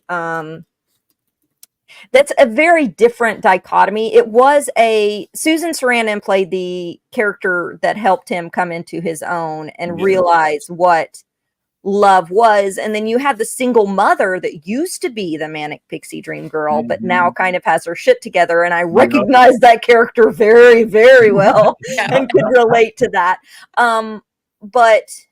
And then you didn't really have the manic pixie dream girl in this movie per se. But I think that character is very different, even though Susan Sarandon played that character in Alfie. I think that coming to age is a very different matriarchal position, when the manic pixie dream girl is more of I can have a girl that's my best friend kind of, and less motherly, because the motherly is the wife. The motherly is the wife. The manic pixie dream girl is the friendship. Does this make any sense? Yes. It does. It does. And it's funny that you mentioned Susan Sarandon, because the absolute best manic pixie dream girl story ever is the subplot with Eva Amory, who just happens to be Susan Sarandon's daughter, and Macaulay Culkin in a movie called Saved. Oh. Which Jenna Malone plays a girl at a Christian evangelical school who finds out she's pregnant by her boyfriend. Who just happens to be Michael Cera, who's always got women pregnant in movies for some reason. He is virile, that little guy. but it's funny because the subplot is her disabled best friend and her disabled best friend, who's the atheist, the only atheist at the school, and her disabled best friend's Jewish girlfriend, who's played by Eva Amory. Their subplot is this whole manic pixie dream girl teaching disabled boy he's a functional person too. Mm-hmm. But the difference is they actually get a happy ending, and she's not consigned to the usual manic pixie dream girl fate, because he's not the lead, of course. He's a side character, which means all the side characters have to end up in happy relationships too. So, but you see how the end statement right there was that she weirdly ended up in a happy relationship. Yes, that's our. Yes, no, I know. And because and again, it's a very. I mean, when we're talking about relationships and we're talking about marriage, like, it's a very sticky subject as far as goes, because we're not just talking about love. We are talking about women have to economics think first about a lot of things in life, and this is one of them. Well, it's the first division of labor in society is the division between the paid labor outside of the home and the unpaid labor inside of the home. And guess who got stuck with the unpaid labor inside the home? Well, so here's my specific point, because again, this is my journey as a manic pixie dream girl turned to lesbian who is still fucking poor and on food stamps. Because if I had just, given up and decided to be a wife, which I could have done, then I would be financially better off. Situation. I would be miserable, but I would be in a comfortable situation. And this is the choice that every every woman has to make. When they enter into a relationship, they have to say to themselves, is this going to be a relationship in which I can live on? You know what I'm saying? Like when men are afraid of that conversation and marriage and you want a future, why are women always thinking about babies and blah, blah, blah, blah. Well, you got to understand that like this is traditionally our job. Okay. Mhm. You go out into your life and you go to college and you find a job with your interests and you climb up the ladder. But women traditionally do not do that. Women traditionally either end up on the fucking street as prostitutes or they go and get married and become mothers. And that is that is still weighs heavily on every decision that we have to make, because society is structured to understand that women are always going to have a male sort of looking over them, so that women's pay structures are subsidiary to male pay structures, because it's assumed that they have a male that is going to be making the bread and butter and they're just family, right? Women don't need to make as much money because they have husbands. That was the whole original assumption. That was the whole original corporate justification for paying women less. Well, the woman I'm paying is married and has a husband, so it's not hurting anybody that I pay her less. To the point where it's not as clear cut because there's different laws that were made, but it is, in certain professions you're going to get paid less, in certain jobs you're going to get paid less, because they know that this is not the job the breadwinner does. Once any job has gender equity when it comes to women and men actually getting work or anything close to gender equity. I won't even say gender. There isn't really gender equity when it comes to men and women getting work either. So that's not even the best way to put it. But when any profession comes to be defined as a woman's job, nursing, clerical work, teaching, all of which used to be highly paid, highly respected professions.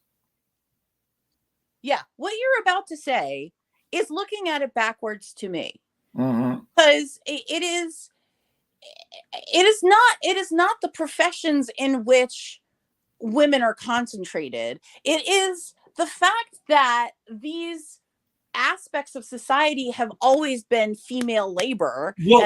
But that's the thing. We were just talking about the difference between Katharine Hepburn's character in Desk Set and Andrew Carnegie. The nature of many of these professions really has changed. And the only reason that people saw these professions differently and treated people in these professions differently was that the professionals stopped being men and started being women. You can see it most obviously in teaching. When teachers' colleges were taken seriously and teachers were paid extremely well and whole communities got together to support teachers in schools, this was when teachers were mostly men. Mm-hmm.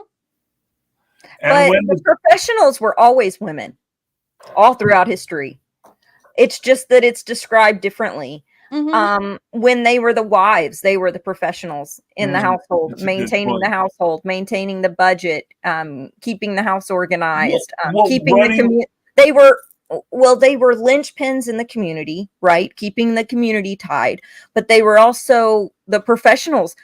And they're made to be like the idea of the wife always way back even in the 1900s, even in the 1800s, go back to the 1700s. The idea of the wife is the responsible party in the relationship that keeps shit together, but then also in society kind of keeps things together, even though men always get the credit for everything. Yes. Women have always had this role. Look back into like descriptions in the biblical era. We've always had this role. If you look at feudalism versus capitalism, and I'm not trying to diminish women, when I'm saying this, I'm just trying to make another example of what I'm trying to say. Before the division of labor in its modern form, running a household was a profession.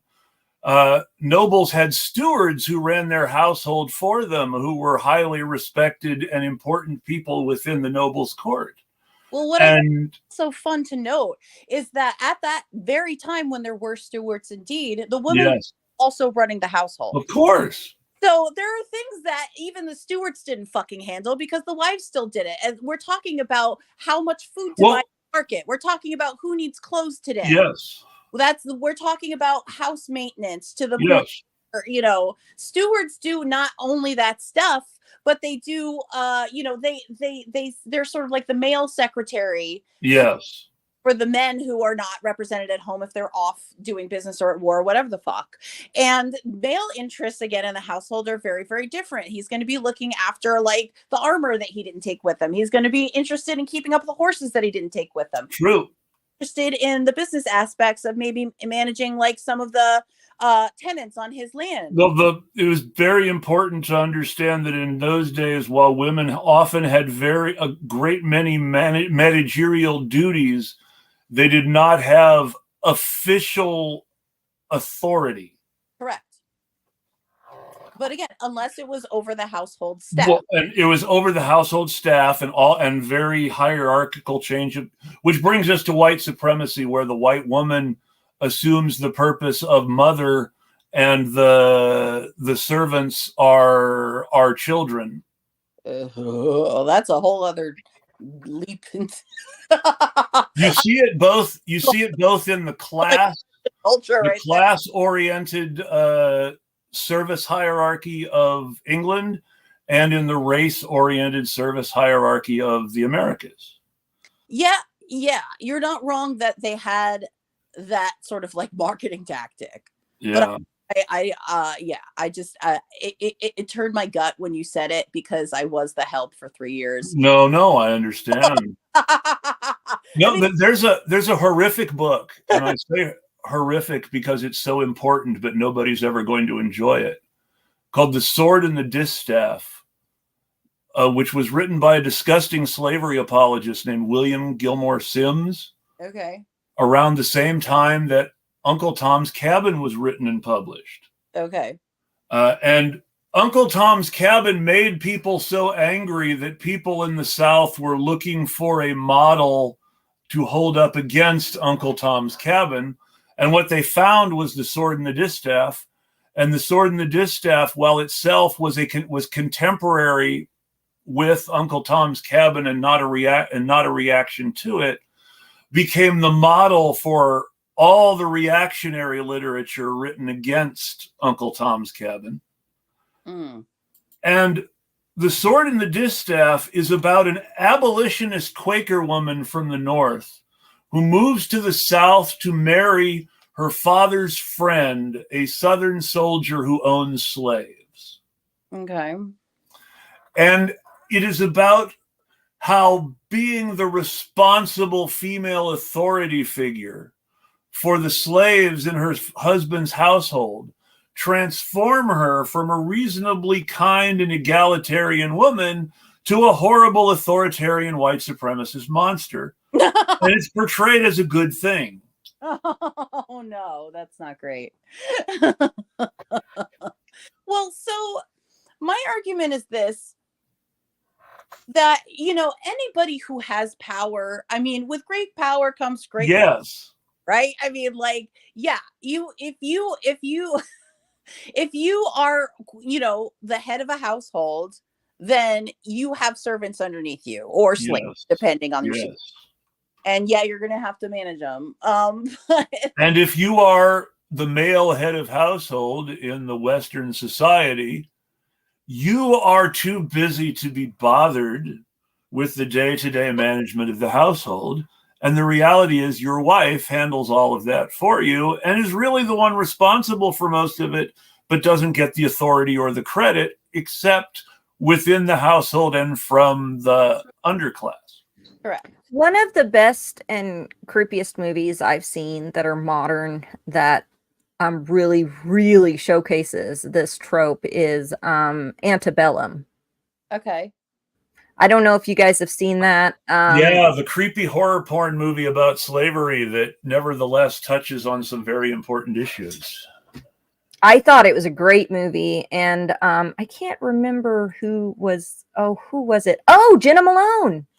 Jenna Malone plays like the bad guy in the movie, guys, and she plays I think the most, honestly. Sure. But she plays the white woman who, is in this role of, and I don't want to give any spoilers because I want Bess to go watch it, but is in the role of like the white slave owner, and some of the things that she does in the movie not only hits to the jealousy that modern white women might feel toward women of color, but also the need for power and control that came with what was essentially the women being somewhat subjugated in the South themselves, but then them having that power within the subjugation over people of color and over black people specifically, and especially black women.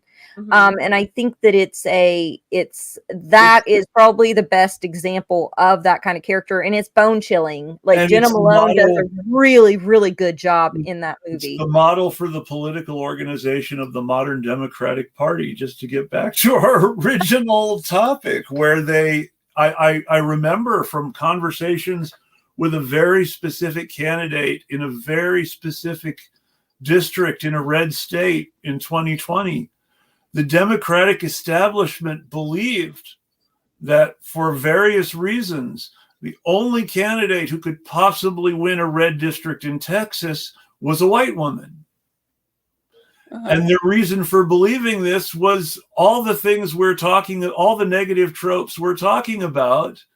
They'll be seen as one of us by the racists, but also as on our side by the minorities. Which was how the Democrats explained it. That's interesting.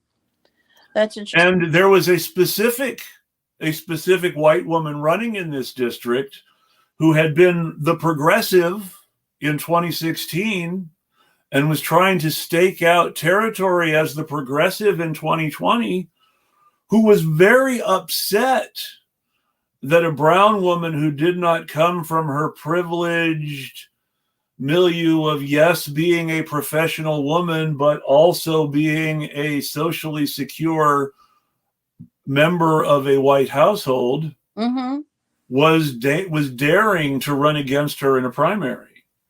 So here's an issue that I think we don't talk about a lot, that we are like, the upper class is trained to think of themselves as the upper class and deserving to be so, to the point where upper class women, upper class white women in particular, have been trained this way also. But it gets to the point where they get to college and then they drop off into the real world and go, oops, we're still in the patriarchy and I need to find a husband. So there is like this sort of like, when we're talking about, 70s feminism and white feminism and breaking the glass ceiling and leaning in and y'all, whatever, like, we are talking about white women's inability to be as equal to white men as they want to be. And we're not necessarily talking about the equality of all women together. So I kind of want to point that out too. And I think that it's interesting to talk about within history. I definitely want to watch that movie you mentioned, Antebellum, Zeynab. I definitely, it's kind of historic and it's kind of not, but I don't want to give like the spoilers, because the reveal in the movie is very, very interesting. It's one of the most interesting aspects of the I don't movie. want to give spoilers. I don't want to give spoilers either. I'm just going to say it is a very ambitious attempt to talk about the relationships created by slavery that was seen by a lot of people as falling flat. Interesting. Which I don't know. I mean, the critics thought so. The elite critics hated it, but Black Twitter fucking loved it. So I'll listen to Black Twitter over the. I've heard differing. I've heard both sides from Black Twitter too. I've heard it referred to both as extremely. sometimes by the same people, as both saying extremely important things and as being like weird slavery porn that Yeah. was clearly intended on some level to appeal to a certain kind of white audience too. I think that Get Out does a better job, but has a similar like tonality to it. But I thought that was a really good movie that kind of talks about the relationship of class and Yes. race. Yes. And you know, that's one of my favorite films. But I feel like that creepiness that I have Yes. felt, that creepiness as like a poor person and a poor person of color, but I couldn't imagine, you know, what it would feel like as a black woman, you know, what that creepiness could feel like. But I know that kind of feeling of being in a room full of rich white people and feeling completely out of place and feeling extraordinarily uncomfortable and sometimes a little bit afraid, especially if I was in a room where there were a bunch of like frat boys and stuff. That's a scary place to be as like a woman and a person of color. So like, you know, I would navigate to who looks weird, you know, like who can I sit down and be comfortable to talk to, and also, you know, who stands out like that, and then who has that kind of vibe, and then also like who are there any people of color here? I know, but I have felt myself doing that and navigating toward those people that are outside of the like one of the most interesting experiences of my life was the relief. And I suppose there are other white people who would look at me weird for saying this, but the relief when my wife and I, after living for a significant amount of time in Eastern Tennessee, where even though there were black people, you almost never saw black people, and public spaces were often overwhelmingly white. The relief on a vacation to Chicago, where we looked around while we were in a Denny's, and we said to each other, I think we're the only white people here. And my wife said, yeah. And I said, isn't that great? And she said, yeah, we got away from all the others. Oh. Because that was one of the biggest things. You could not, and this is a weird thing, I guess, and I don't know if it's something other people could relate to or not. You could not escape the white spaces in the South. That's not true at all. Maybe I'm sorry. No, you've never been to northern Georgia or Atlanta or even here in Laurel County, even though it's majority white. That's just not where I don't mean that offensively, but there are, like, if you go down to Louisiana or you go to Alabama, like there's plenty. Oh, sure. No, I'm specifically talking about East now Tennessee. Suburbia everywhere. Well, not even suburbia. I would say exurbia. East Tennessee is. Where did you live in East Tennessee? Tri-Cities area. Well,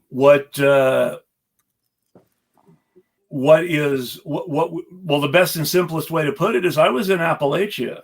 Well, I pronounce it wrong, of course, because I'm a Yankee, but I was in Appalachia. I was in Blunteville, Tennessee, which is an exurb of Kingsport, which would be a suburb if it weren't the big city in the area, because there are no real big cities in that part of Tennessee. But it is the big city in the area for people who are used to Tennessee ways of thinking. And I got to thinking of it as one of the big cities in the area, and understood that Johnson City was really big by Tennessee standards, despite only being the same size as the small town I grew up in Southern California. But it was weird because that part, it's doubly weird because it shouldn't be that way. This was the pro-union part of Tennessee during the Civil War, but it was occupied by the Confederates. And it was reoccupied by the Confederates after Reconstruction ended. And it's like the people there who were pro-union have been punished for it with poverty ever since. and a bunch of rich people from other parts of, whose ancestors came from other parts of the South or other parts of the state, but moved there, I actually have all the wealth.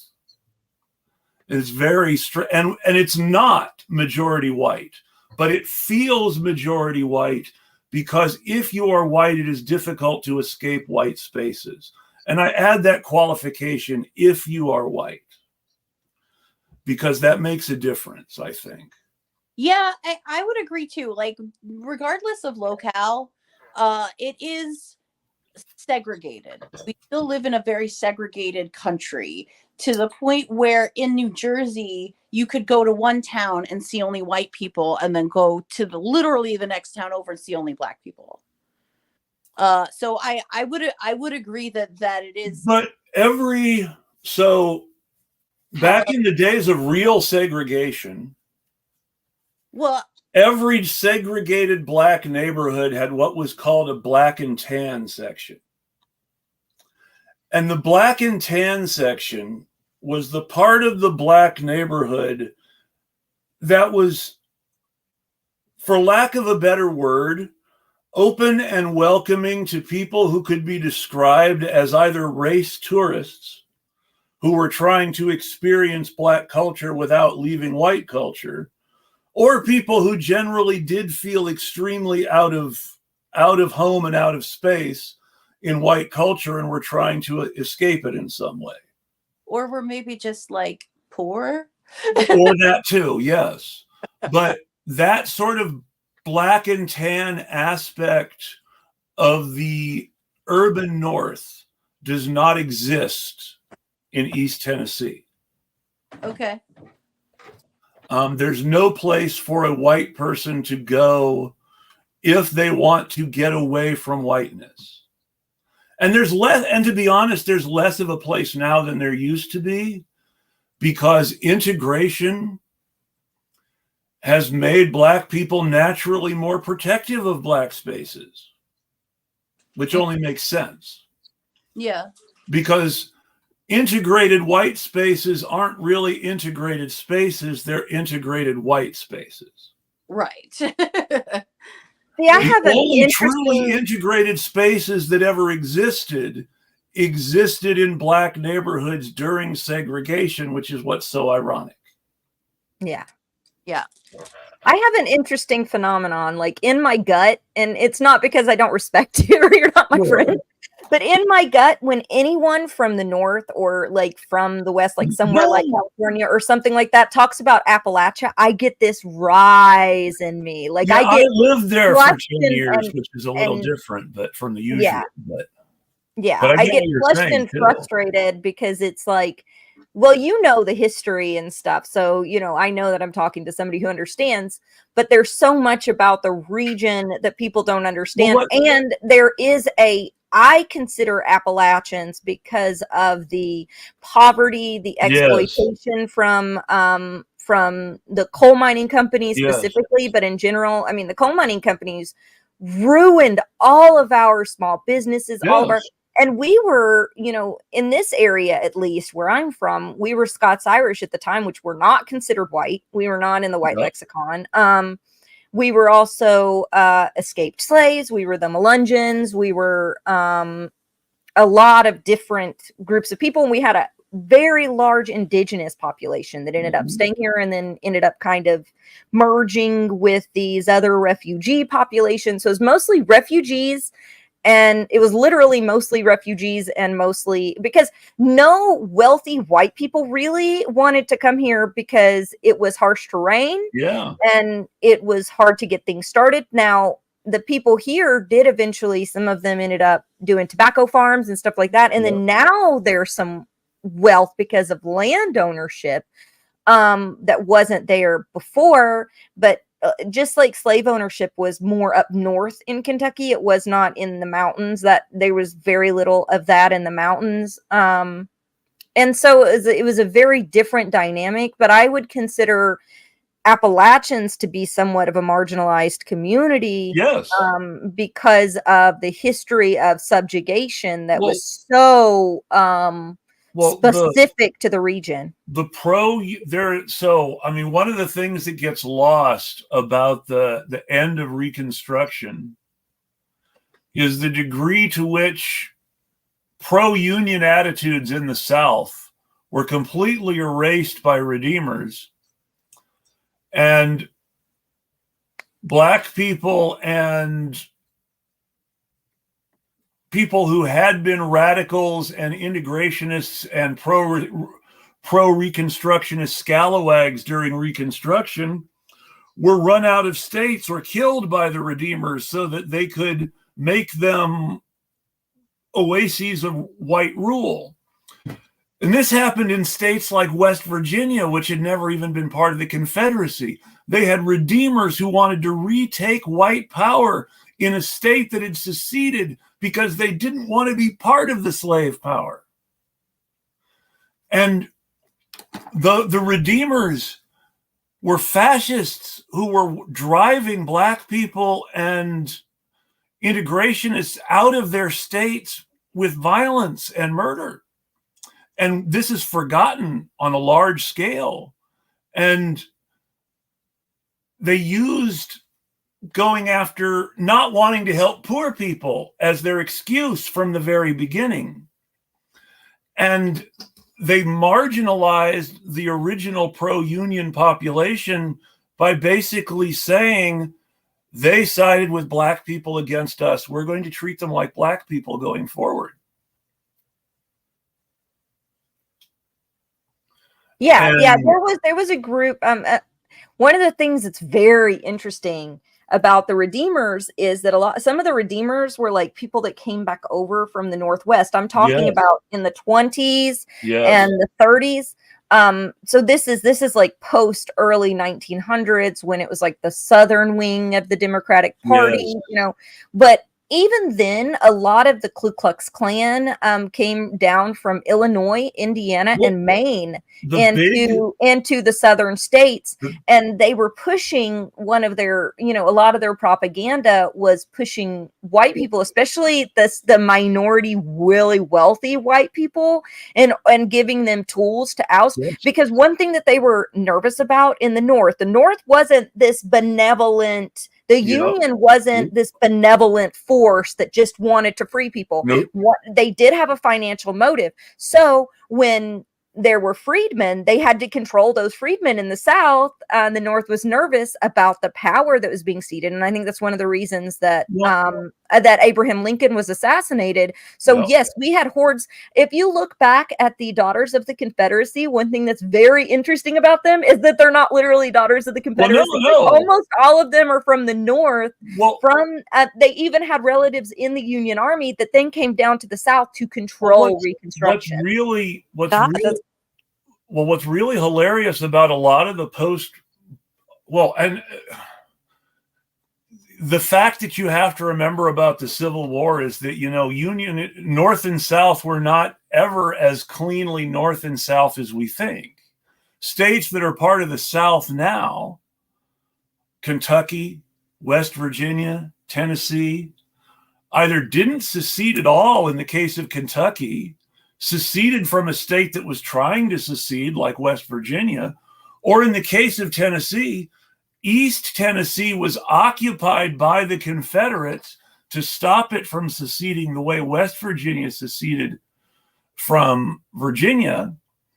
And people who sympathized with the Union were locked up very early in the history of East Tennessee, even before some of this, and had a revenge attitude when they were freed by the Union Army when Reconstruction came along. And then people who had left to go north during Reconstruction came back to become Redeemers when political climates were friendly to them again. And it's just, and then when you see in the 1920s, the KKK makes their big comeback. The KKK's comeback was not in the South, but in Indiana. Yeah, that's the second generation KKK that took over the Democratic Party in the 1920s was founded in Indiana by the guy who owned the biggest dry cleaners in the state, And he wanted to lock in a market for cleaning white sheets, which is not to say that he wasn't really also a horrible racist terrorist. But that capitalist motive, I have a grift in this, was in his mind from the beginning. There's always a grift. Nazis love to grift off the other Nazis.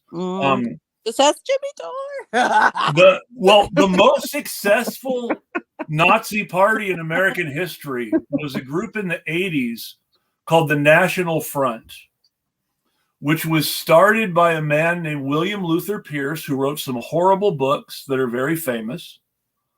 The Turner Diaries and The Hunter. And who had been the protege of George Lincoln Rockwell, the founder of the original American Nazi Party. William Luther Pierce got old and died, as people inevitably do. And his organization was taken over by a man named Kevin Alfred Strom, who was then thrown out of the leadership when he was found to be stealing from all the other Nazis in a big scam. Oh, shit. And that broke up the National Front. They became like 5 different organizations, and there hasn't been a real unified Nazi movement until MAGA. Yuck.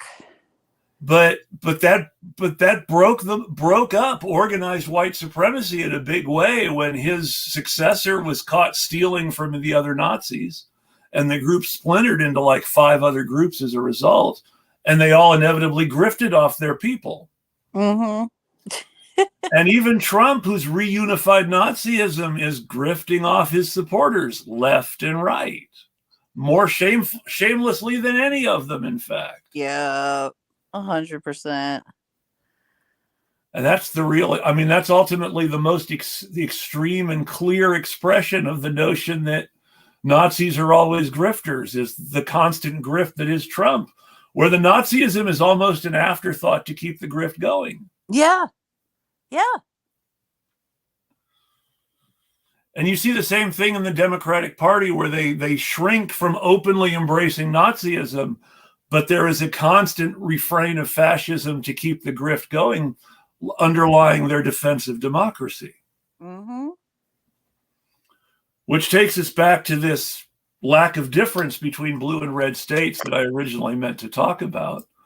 Where I live in a city where where the mayor is a Democrat and everybody on the city council is a Democrat, or rather, I live in the suburbs of a city. I'm sorry.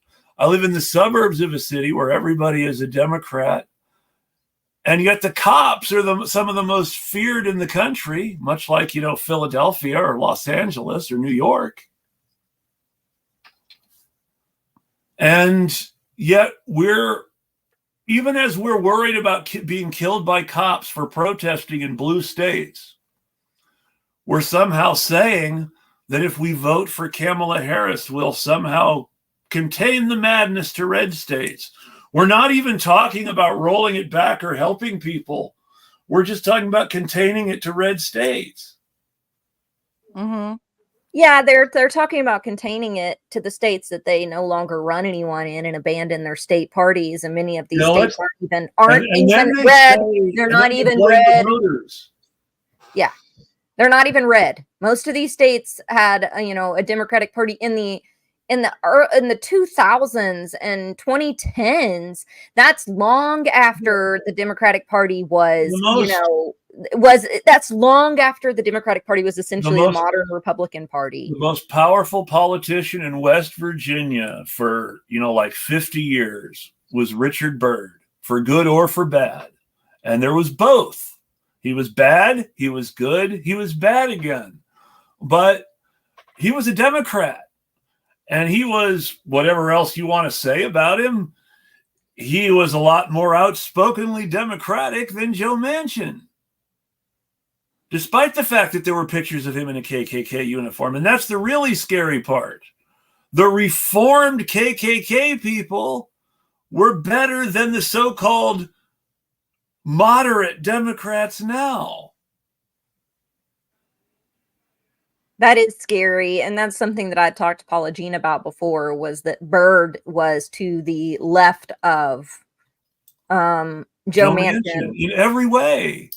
and that's so insane. The most disgusting thing about all of it is that Byrd, despite having been in the KKK, had a degree of come to Jesus about race that a lot of so-called liberal Democrats who have never thought of themselves as white supremacists have clearly never had. That's because they don't believe that they're white supremacists, even though these are, I always describe this as the let's think about it as the Connecticut mom, you know, the Stepford wife who will put a Black Lives Matter sign out in front of her yard so that she can virtue signal to people. But if she's going to sell her home and buy a new one, she wants the real estate agent to look up the quote unquote demographics of the neighborhood before she moves there. Right. And it's the same kind of people that want to control, you know, people of mixed race, you know, people of different races moving into their neighborhood so that it doesn't hurt their property value. Or it's the same people that love that Gavin Newsom is rounding up and arresting homeless people. These are the same people. They, at the end of the day, it's the liberals that every single civil rights leader that has any salt has, you know, warned us about. Everyone from, you know, Malcolm X to Fred Hampton, Martin Luther King has talked about the white liberal, and this is who they're talking about. And it's the people that, because of the Civil War in the North, they were able to put on a coat of a veneer of benevolence that just doesn't exist in real life. So they could be like, you know, we fought on the side of the Union, we freed the slaves, you know, we did this, but in actuality, they had already moved past and evolved past the need for slavery, because they had moved to segregation already at that point, and they had realized that it was more profitable. That's fucked up, but I'm telling you, this is what it is. I mean, these people in the North, in places like Connecticut, Maine, New York, they had mammies.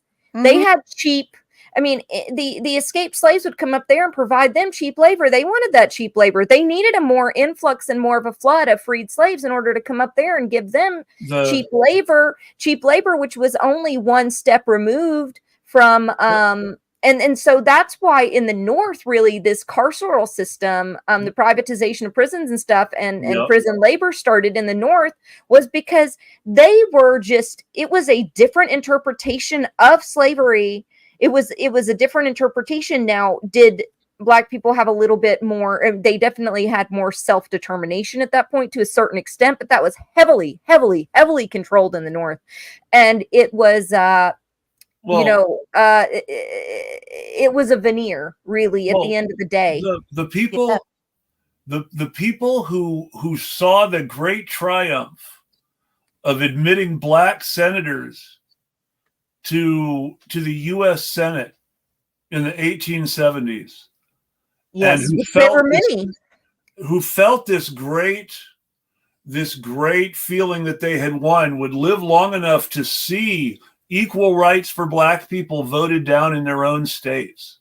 Thaddeus Stevens, who was the leading light of radical Reconstruction, as he was dying on his deathbed, was being told by one of his mourners that they had just defeated in Pennsylvania a law that would have let Black people vote. And the man who was more responsible than for anyone else in getting Black senators into the U.S. Senate said, "My whole life is a failure." Because he understood that if he couldn't get white people in the North to feel the same way about Black people that he could, then anything that happened in the South was temporary once white people took over in the South again. Yeah. He also knew that it was countrywide. I mean, Thaddeus was very, very, very clear that that all that has happened is slavery has shifted. Yes. That's a quote from him. All that has become is that slavery has shifted. So he talks about the he would talk about the corporate, and what we would consider like capitalism today, like the corporatization of slavery for cheap labor, and how that's only one step removed from where we were already at, and the benefits of, and sort of like, if freedmen don't have any power, any legislative power, any power to start their own businesses, any power to really create their own self-determination. I mean, if you think about it, Thaddeus Stevens was one of the people that supported the neighborhood that was once what Central Park is today. Central Park in New York used to be, a portion of Central Park used to be a thriving Black neighborhood until it was demolished to build a park under the guise of we're creating more green spaces for the people of New York. But really, it was to dismantle the most thriving community in New York City that was predominantly Black. Zeynab, do you know about the story of the Columbia Gym in the 1960s? Mm-mm. It's so great. It's a good story now because it's very relevant to protests against Israel now, in a way. So in the 1960s, Columbia was one of the biggest landlords in a large part of Harlem. And this happened because in the course of land grants and buying land for future university expansion, they had bought a lot of housing in residential neighborhoods. And in the early 1950s, they evicted approximately 200,000 Black people from the neighborhoods directly bordering Morningside Park on the Harlem side of the street that divides the neighborhoods, in order to create space to build a gym that they advertised as something that would be unifying and bring Morningside Park and Harlem together and be a place for both the people of Harlem and the students of Columbia.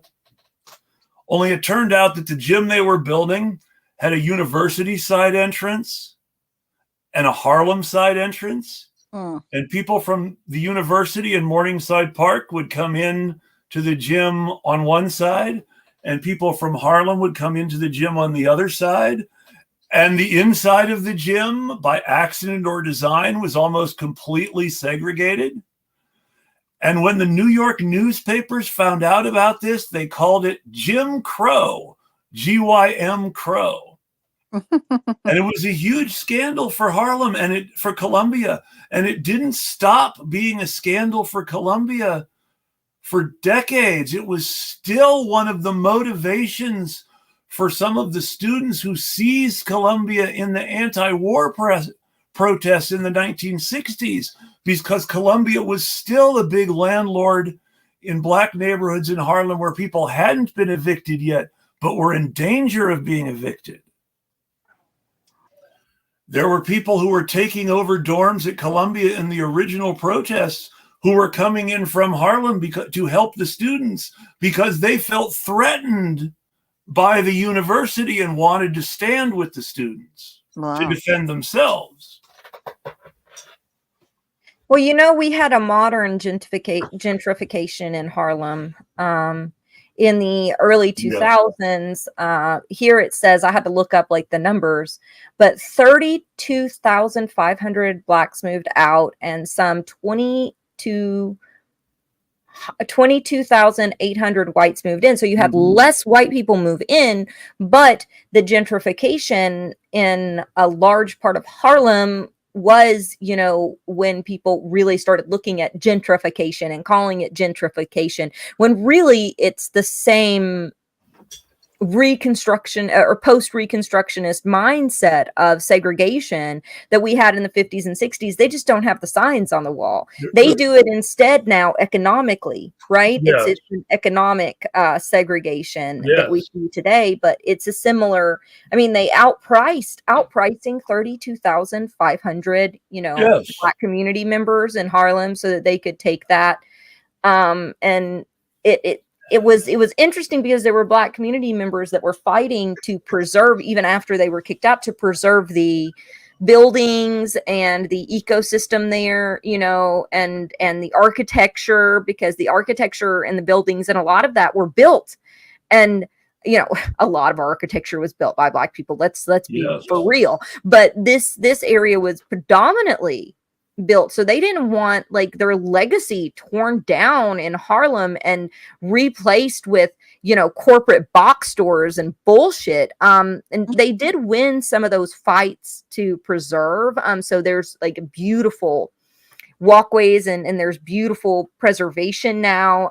But at the same time, it's gentrified to the point where, you know, a lot of Black community members are priced out of Harlem, out of what was like a bedrock community, a bedrock Black community in New York. And so that displacement had political impacts as well.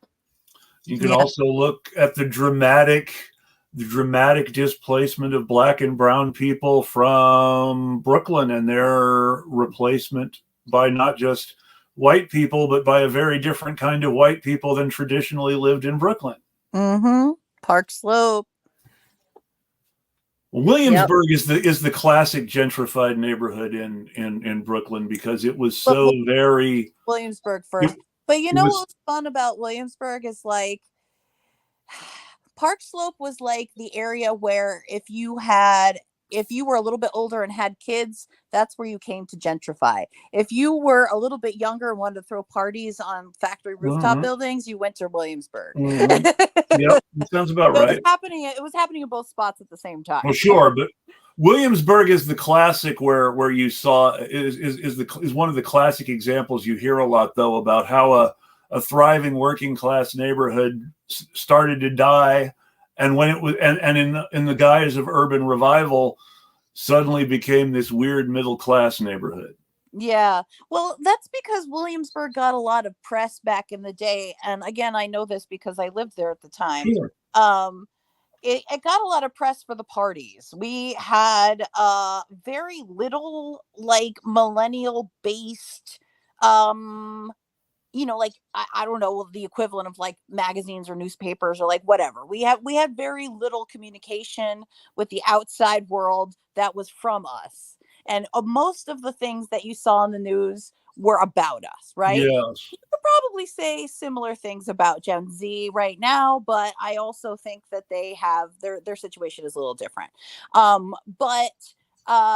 Because when we had our culture in cubby holes on the internet, like, and we, you know, we went unseen because older generations did not understand those parts of the internet. Now older generations are beginning to understand those parts of the internet, and Gen Z is sort of has more of a voice, I would argue, than some you know age per age comparison. But anyway, but that's completely irrelevant. But my point is that Williamsburg had a very prominent party scene. It was very prominently the area where a lot of like NYU students, a lot of like white rich kids would go, and you know, like basically that's where, like, even if you lived in Park Slope but wanted to party, you'd still go to Williamsburg. And that's because of the sort of party press that got picked up in the mainstream media, and that's why you'll hear more about Williamsburg and Park Slope. But actually what happened in Park Slope was just as terrible. So yeah, absolutely. Well, it's also because housing for the workers, you know, even in New York, but other places, San Francisco's one example, what used to be middle class, comfortably middle class or lower middle class, the housing was still beautiful. Like, you know, you would have townhomes that had, you know, pretty facades and pretty architecture. And we kind of moved away from that to build. I mean, I do think that there's a thing with ugly modern architecture. And so the white community now in modern era loves to buy like the old pretty architecture, you know, and so that's part of why they gentrify. And that's terrible, but it's true. There's a neighborhood. That's a great point. There's a neighborhood in Long Beach, California that is called Craftsman Village. Ooh. For people who don't know, a craftsman bungalow was a cheap single-family home built for workers during the post-war, well, started during World War II, but especially began to build up during the post-World War II real estate boom in Southern California.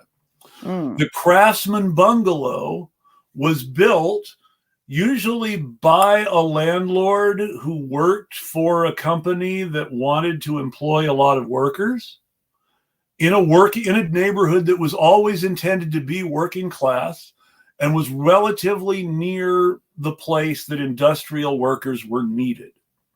Craftsman Village is where all the people who worked for McDonnell Douglas during World War II or the early Cold War lived. So these were working class factory worker neighborhoods. Now Craftsman Village is a landmark.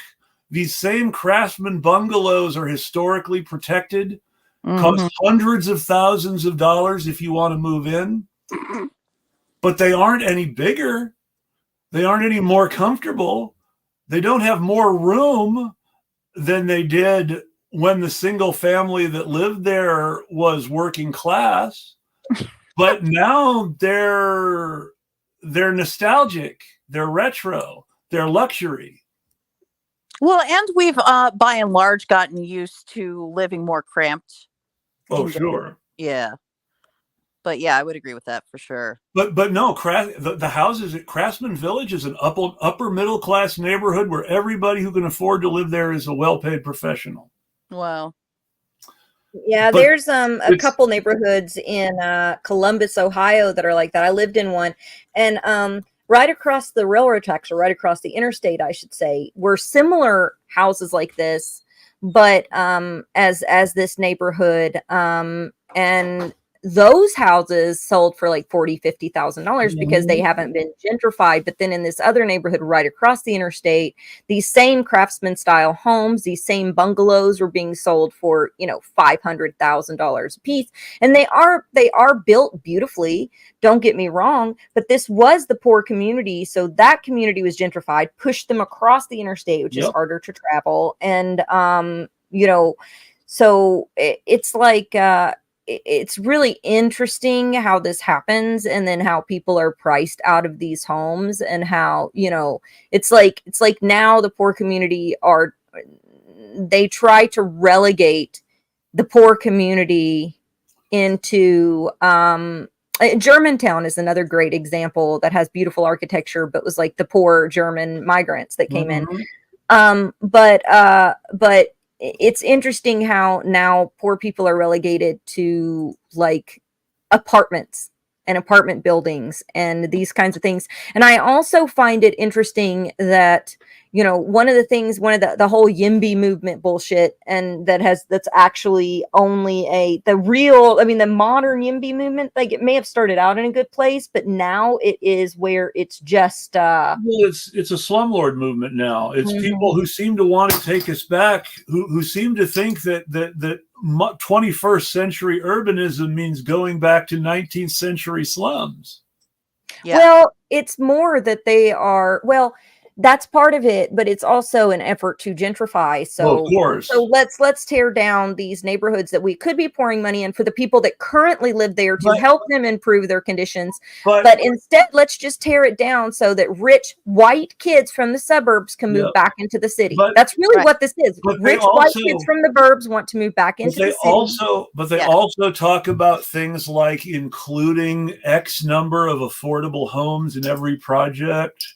But then they exclude the people who pay for affordable homes from amenities, because they still don't want poor people in their backyard. They just want to take the poor people's backyard away from them and make it theirs. But at the same time, they talk about density, and they talk about how people need less space, and they talk about people should have more roommates. And they're talking about essentially taking away the windows from working class apartments. Oh my God. Yes.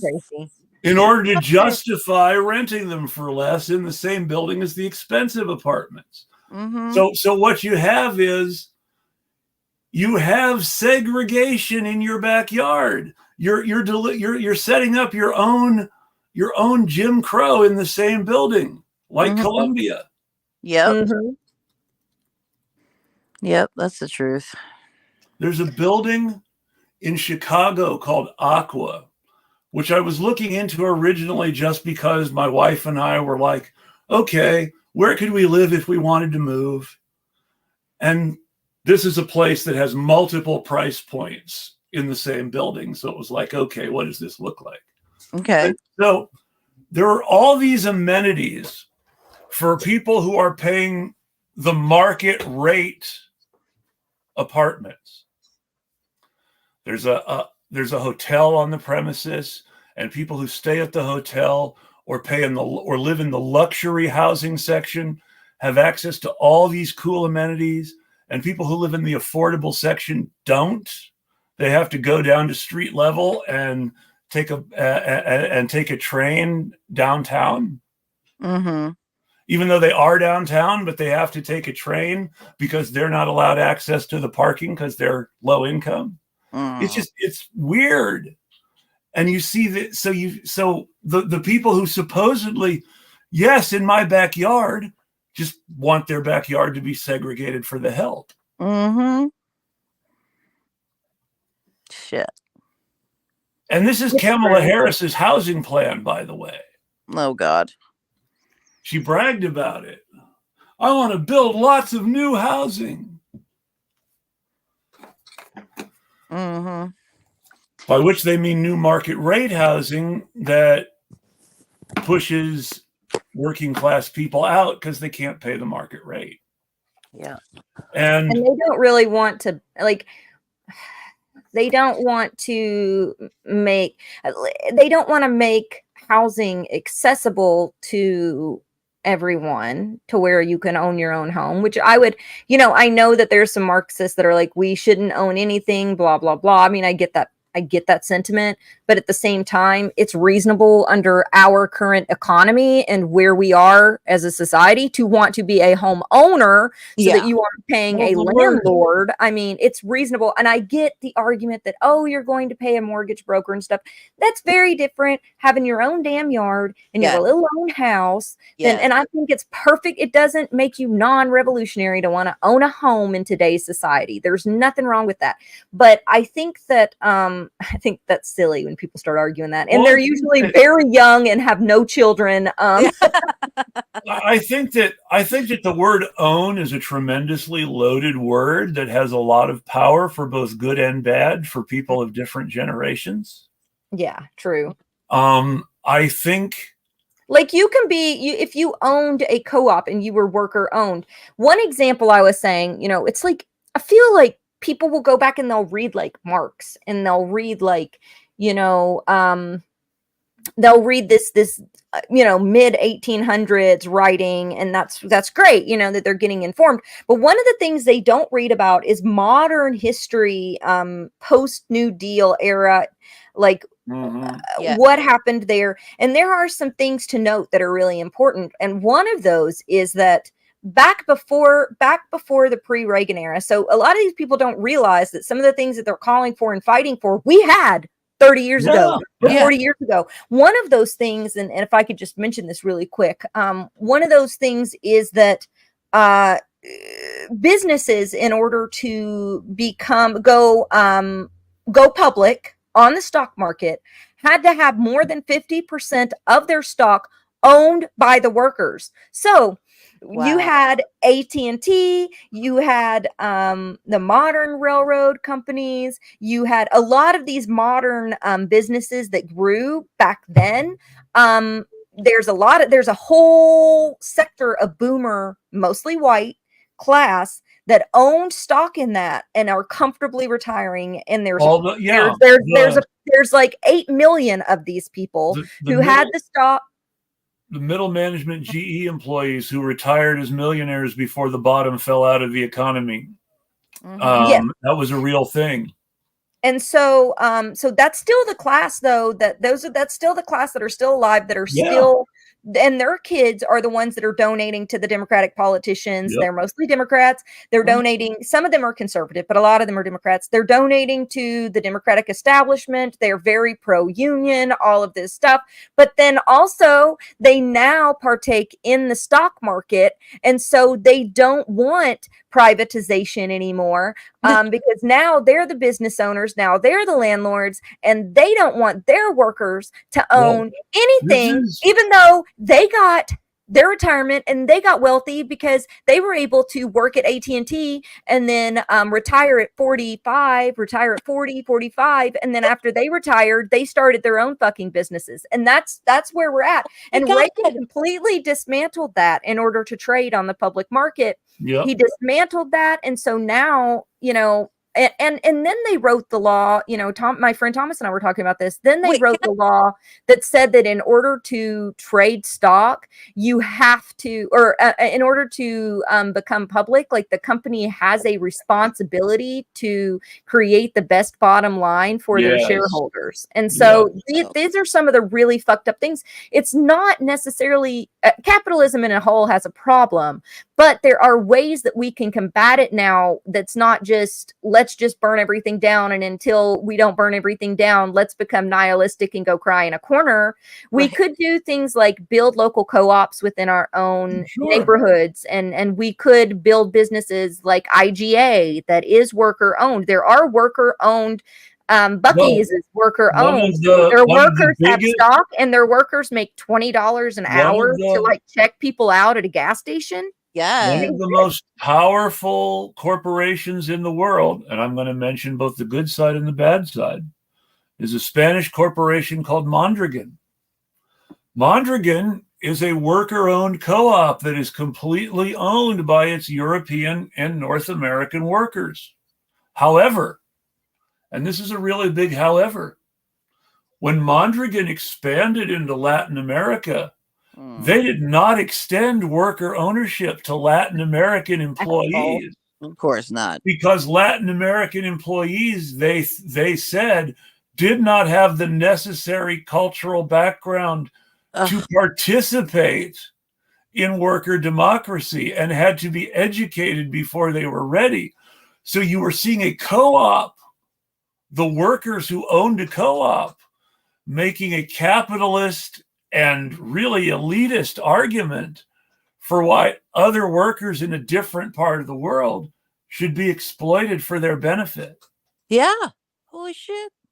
That's the downside of doing some of this within the capitalist system, is that at some point you run the risk, if you're too successful, of becoming part of the capitalist system.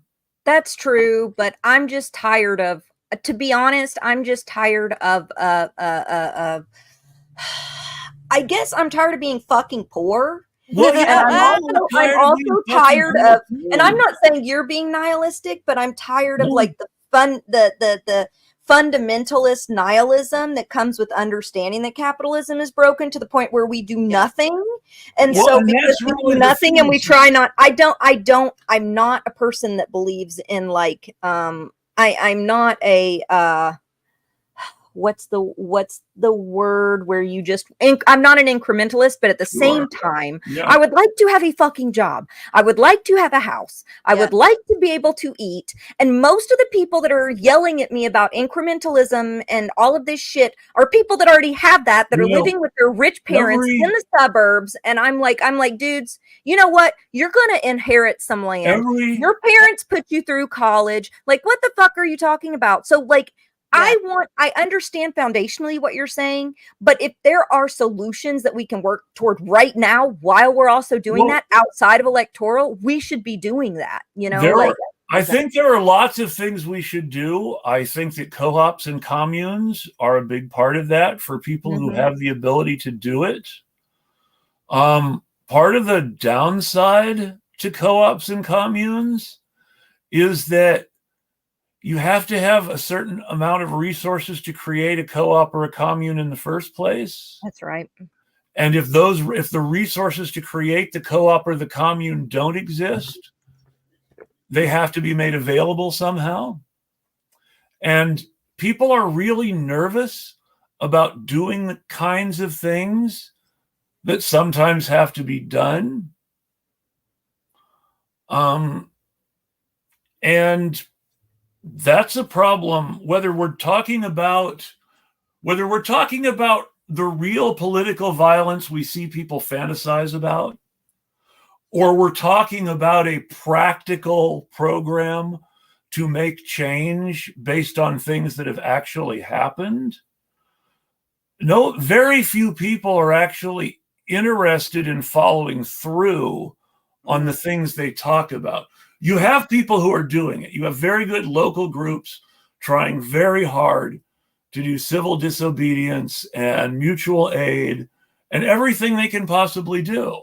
But every successful revolutionary movement, whether it's been a popular movement with lots of members or whether it's been some vanguardist movement like the Bolsheviks, everything that they've all had some sort of organized mutual aid, and they've all had, and I hate to say it because Americans hate to hear this, they've all had some sort of military or militant wing.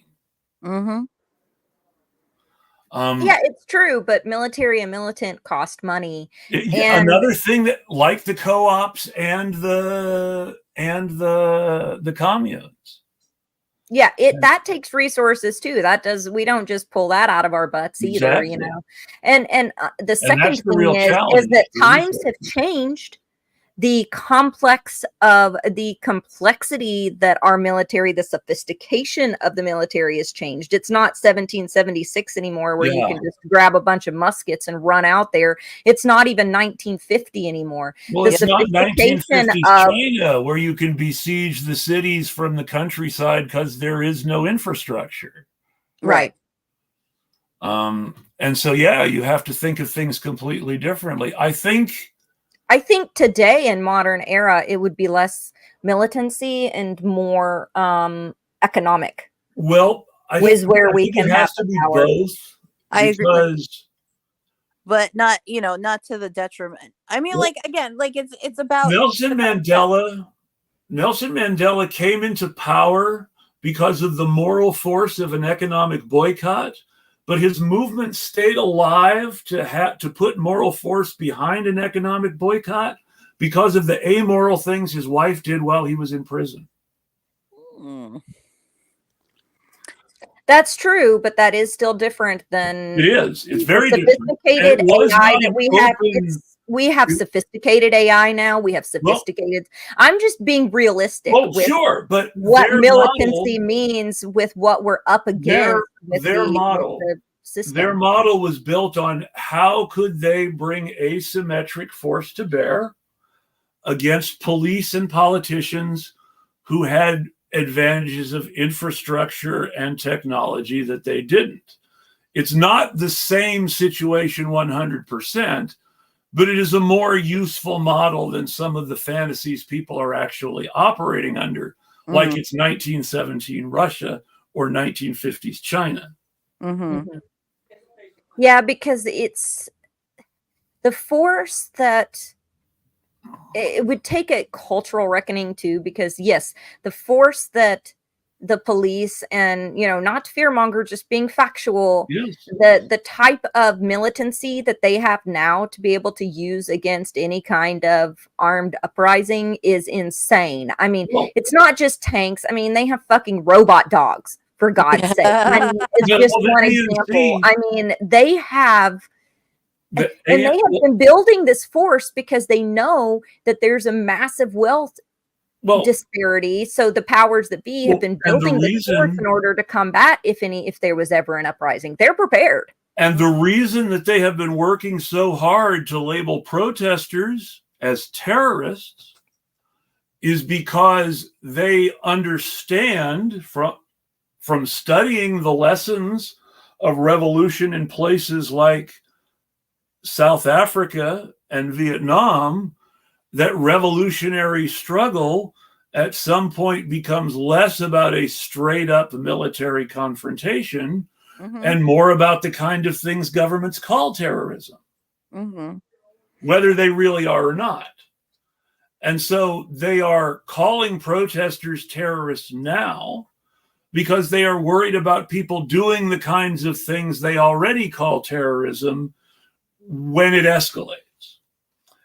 Well, and I think that this sort of lends itself to what you were saying, Zeynab, is that we have a very different fight on our hands now, Yes. because we have to consider the media. We have to consider, you know, our information landscape is completely different now, and these are battlefields on which we can now fight. The most revolutionary thing I think everybody can do right now is have their own YouTube channel, as silly as that sounds. Everybody should be telling the truth every chance they get in order to help one more person hear it. And so that all those people can start talking about it. Yeah. The best thing you can do right now is not talk about overthrowing the government, but asking your Lyft driver why you never hear about communism on the news, except in some sort of scary demonization. Well, I'm not a communist. So I'm not saying that you are. I'm not saying that you should be a communist, though. I think. No, I think that that's a very loaded term in the way that I see communism very different in a lot of different ways. And I think that there's just, you know, this would be hours and hours worth of discussion. So I don't want to get too much into it. But I have seen examples of where quote unquote communism has turned into upside down capitalism in places like Iran. So, and that's not, people can argue that's not true. But I'm like, God damn. It has been 180 years. Yeah. Let's come up with a new model that's better. Like, we don't have to do communism. Well, let's come up with a new model that's better instead of what an old rich white guy came up with 180 years ago. Let's remember, and I hate to say it because it sounds like no true Scotsmaning, and I don't like it. I don't like the no true Scotsman thing because, you know, that's what the people who were trying to at some point achieve communism were doing. And I also don't want to devalue that what people were really trying to achieve by saying, well, that wasn't really communism. So it's loaded both ways. There's a thing. But what it comes down to is that communism means something very specific in the context it was originally used, and that has never been achieved. Lots of political parties or governments calling themselves communists have pursued an agenda they called socialist in the hopes of achieving communism, but no one has ever gotten there, ever. Yeah, and I think that part of it too is like, and this is something that we've all discussed individually before as well. You know, part of it too is like you could have a communist revolution and then in 10 minutes have it turn into a dictatorship.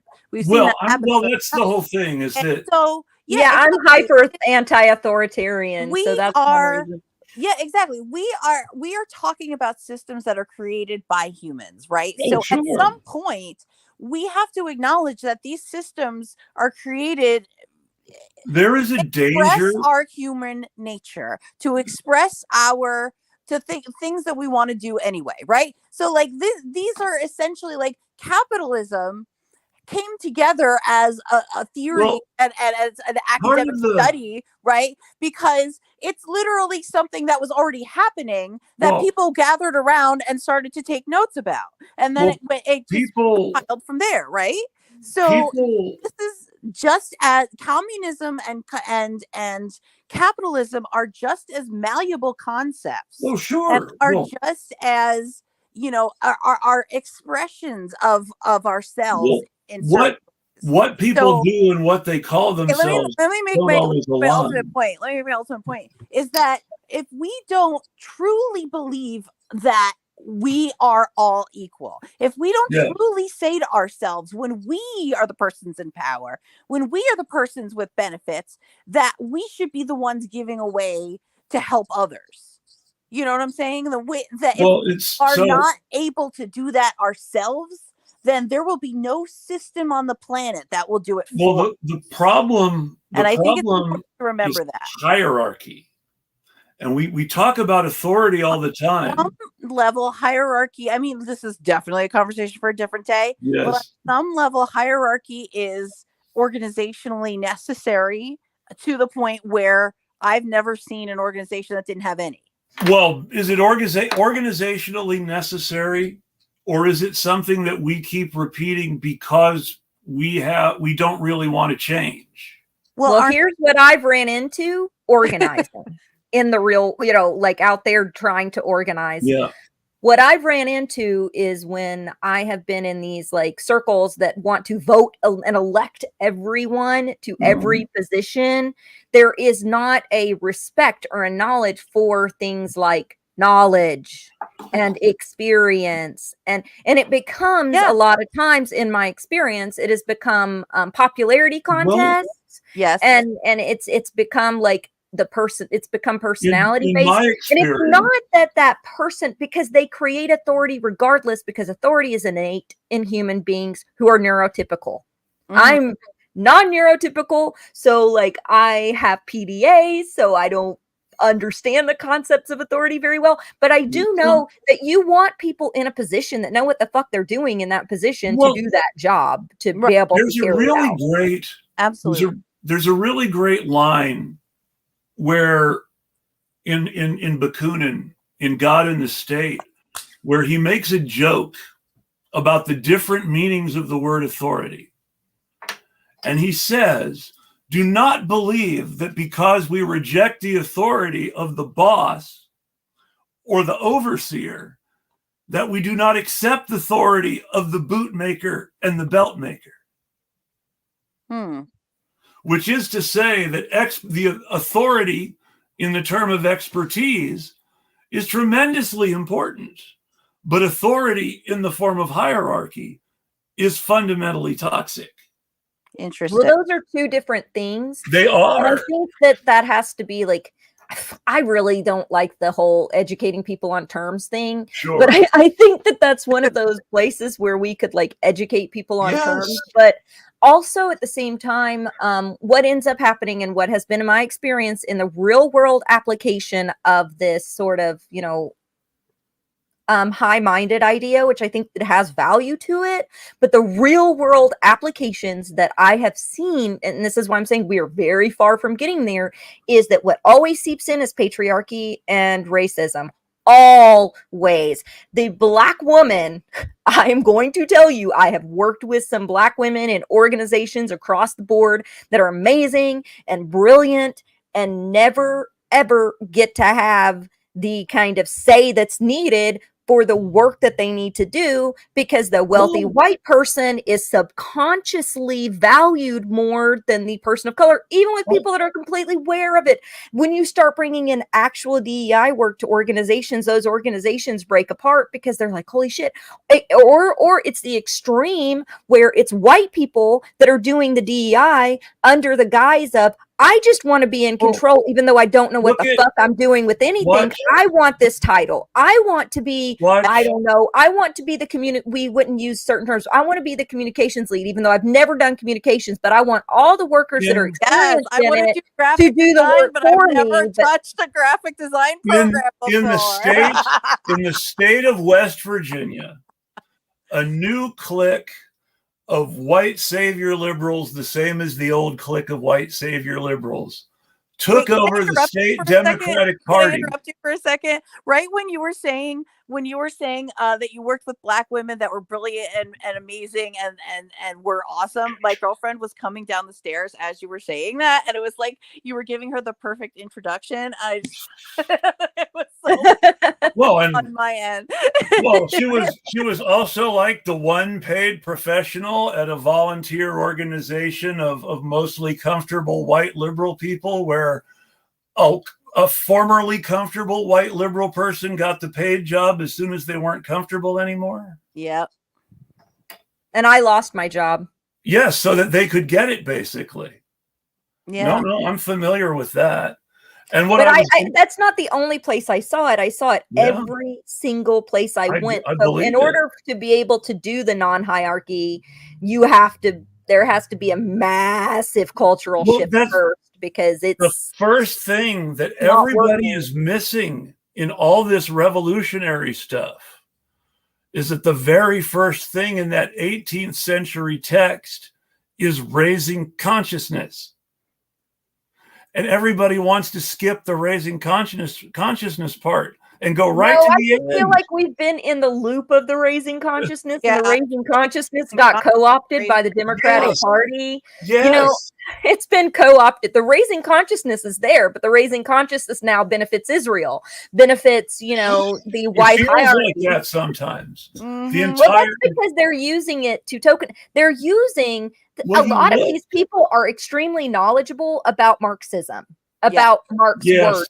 And I will say that there is value in learning Marx. I will never say that there's not value. So in that, I respect the writing and I respect the teachings there.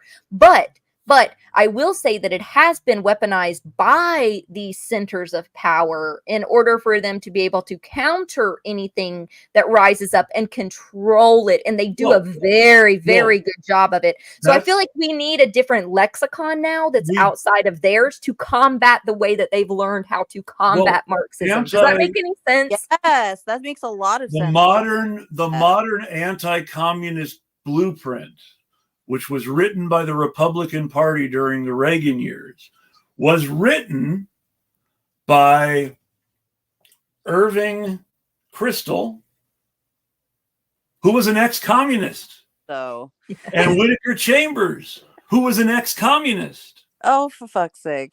So when you talk about American fascism, you have to understand that many of the founding fathers of the American anti-communist right-wing new fascism that became very powerful in both political parties were communists who were convinced that they had made a mistake and that communism really was as bad as the fascists were saying. And so they thought up a whole fascist strategy based on what they had learned about communists as communists. True. And I think the greatest example of that we can point to right now in modern history is Israel. Yes. Because the Knessets were founded on a communist ideal. They were supposed to be like the communism dream coming to life. They were even able to skip socialism for the most part and create the Knesset, or not the Knesset, the kibbutzes. The kibbutzes.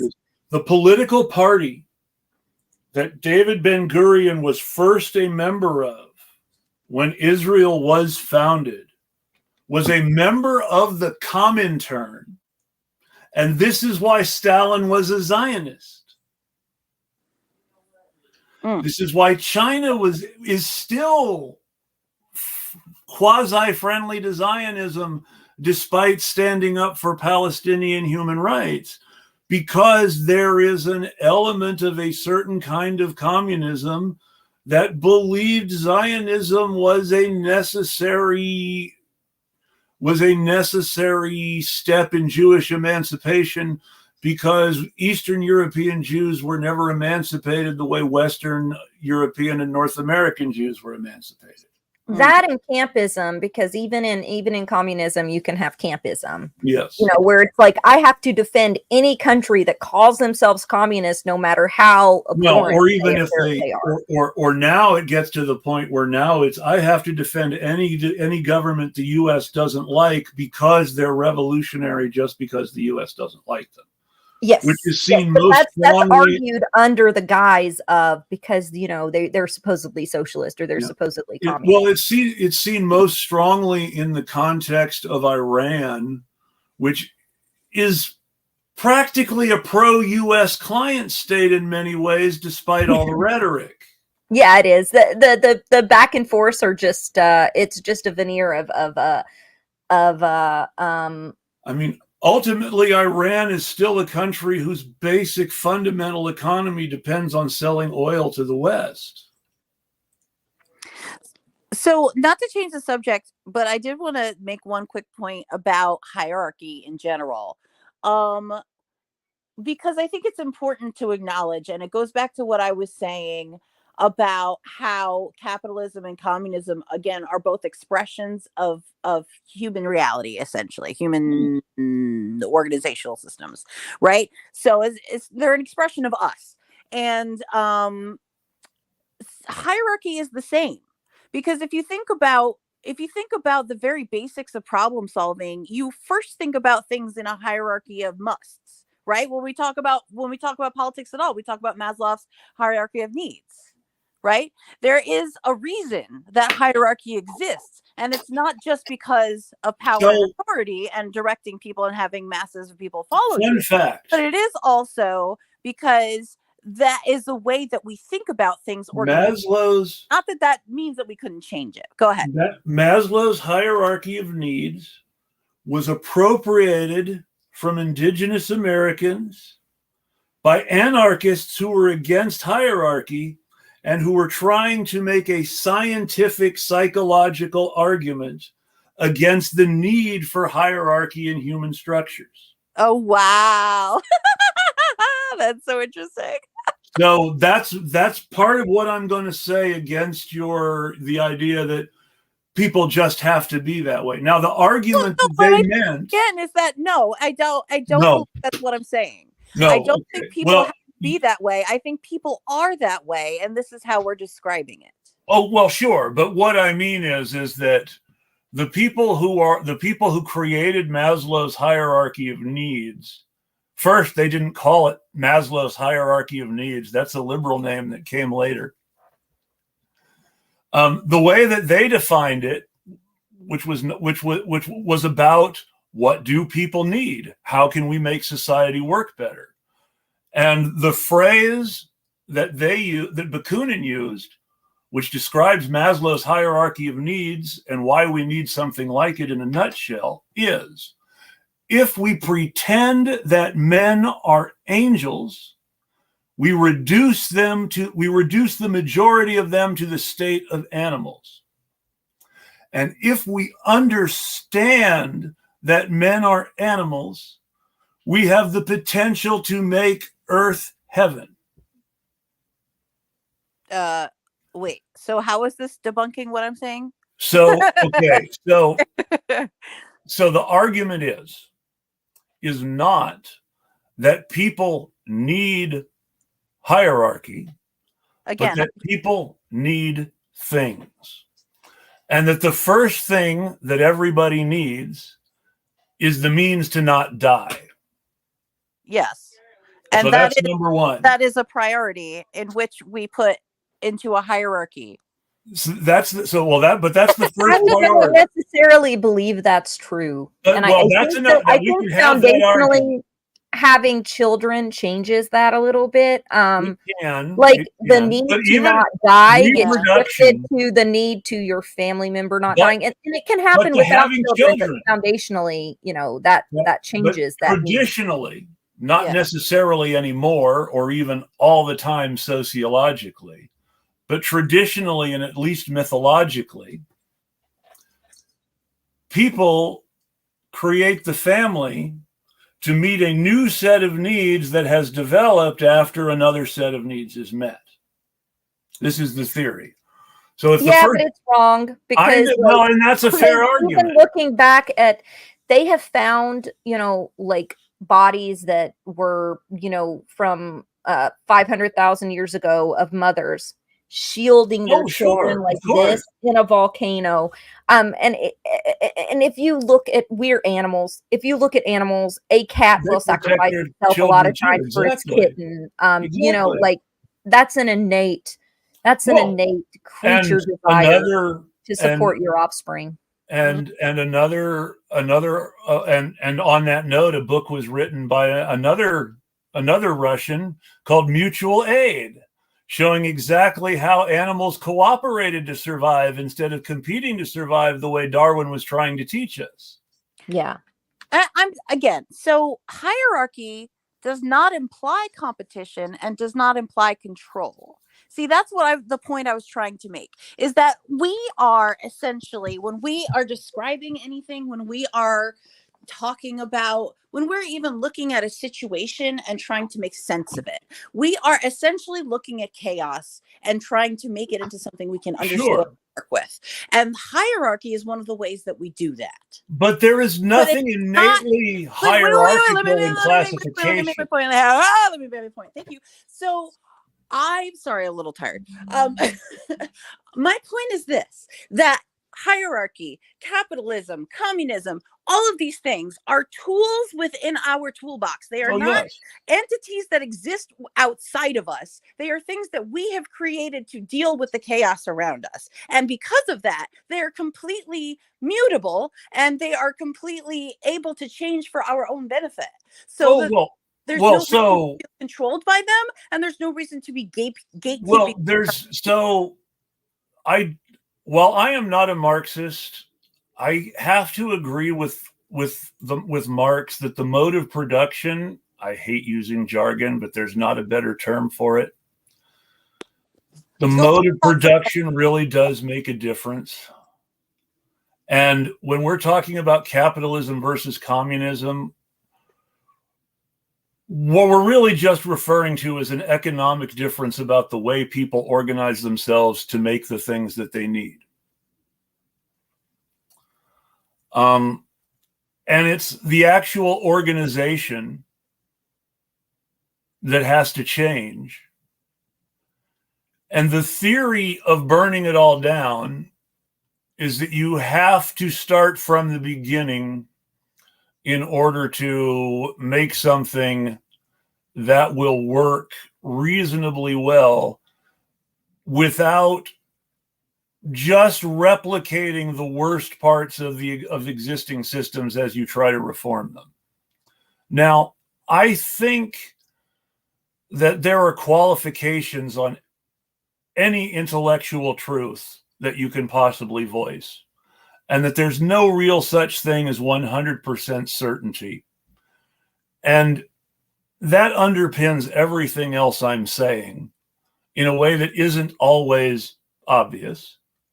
And so I want to put it on the record now. But I do think that the way we are organized and the way we replicate that organization has a great deal of impact on how we think about things. I don't believe, in the sense that a true hardcore class essentialist Marxist might, I don't think that if you got rid of capitalism tomorrow, that over time other problems would magically fix themselves. That's not quite how it works. We still have to deal with the after effects of the organization and the way we think. And one of the reasons that so-called communist movements have adopted genocidal methods at times is because they have gotten so caught up in the idea of burning it down that they haven't put any effort at all into the productive and reproductive thought of things and how to actually build something new. They're obsessed with burning it down. And that is just the same sort of reactionism they're fighting against in the end. And I don't want to sound, I do want to qualify everything I've said with that sort of, in the end, people are people and individuals. And even as individuals can't exist without society, society also can't exist without individuals. Because if you don't have people who are different and unique, you don't have a society where people are able to take care of each other. Yeah. But at the same time, society requires a certain willingness to put collective over individualism in specific situations.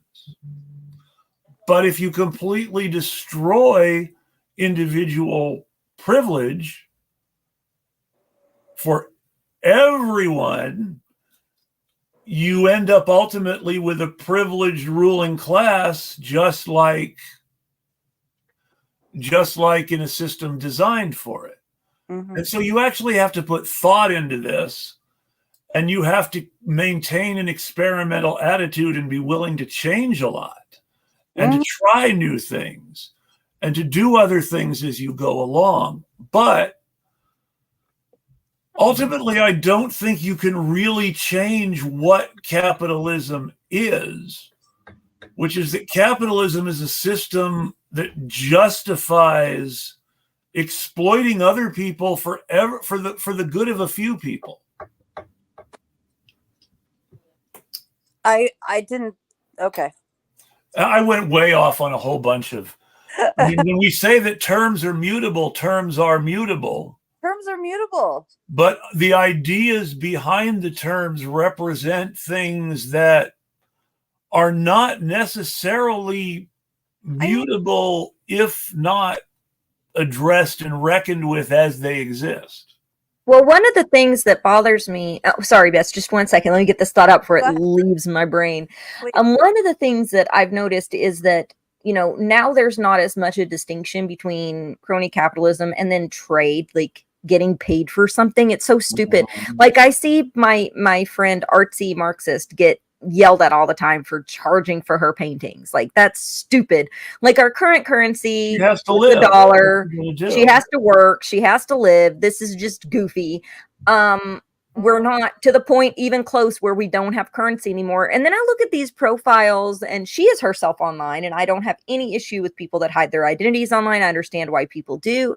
But a lot of these people making these arguments, if you go and you sit and you talk to them for a few minutes, you'll find out that they have some nice, cushy corporate job, and they don't want to have their name shown online. And it's like, motherfucker, what are you doing out there working for Raytheon? And you're going to yell at Artsy for trying to charge for her paintings? Like, what the fuck's going on here? How often, Zeynab, how often have you and I bitched that all the YouTubers more successful than us had more money than us in the first place?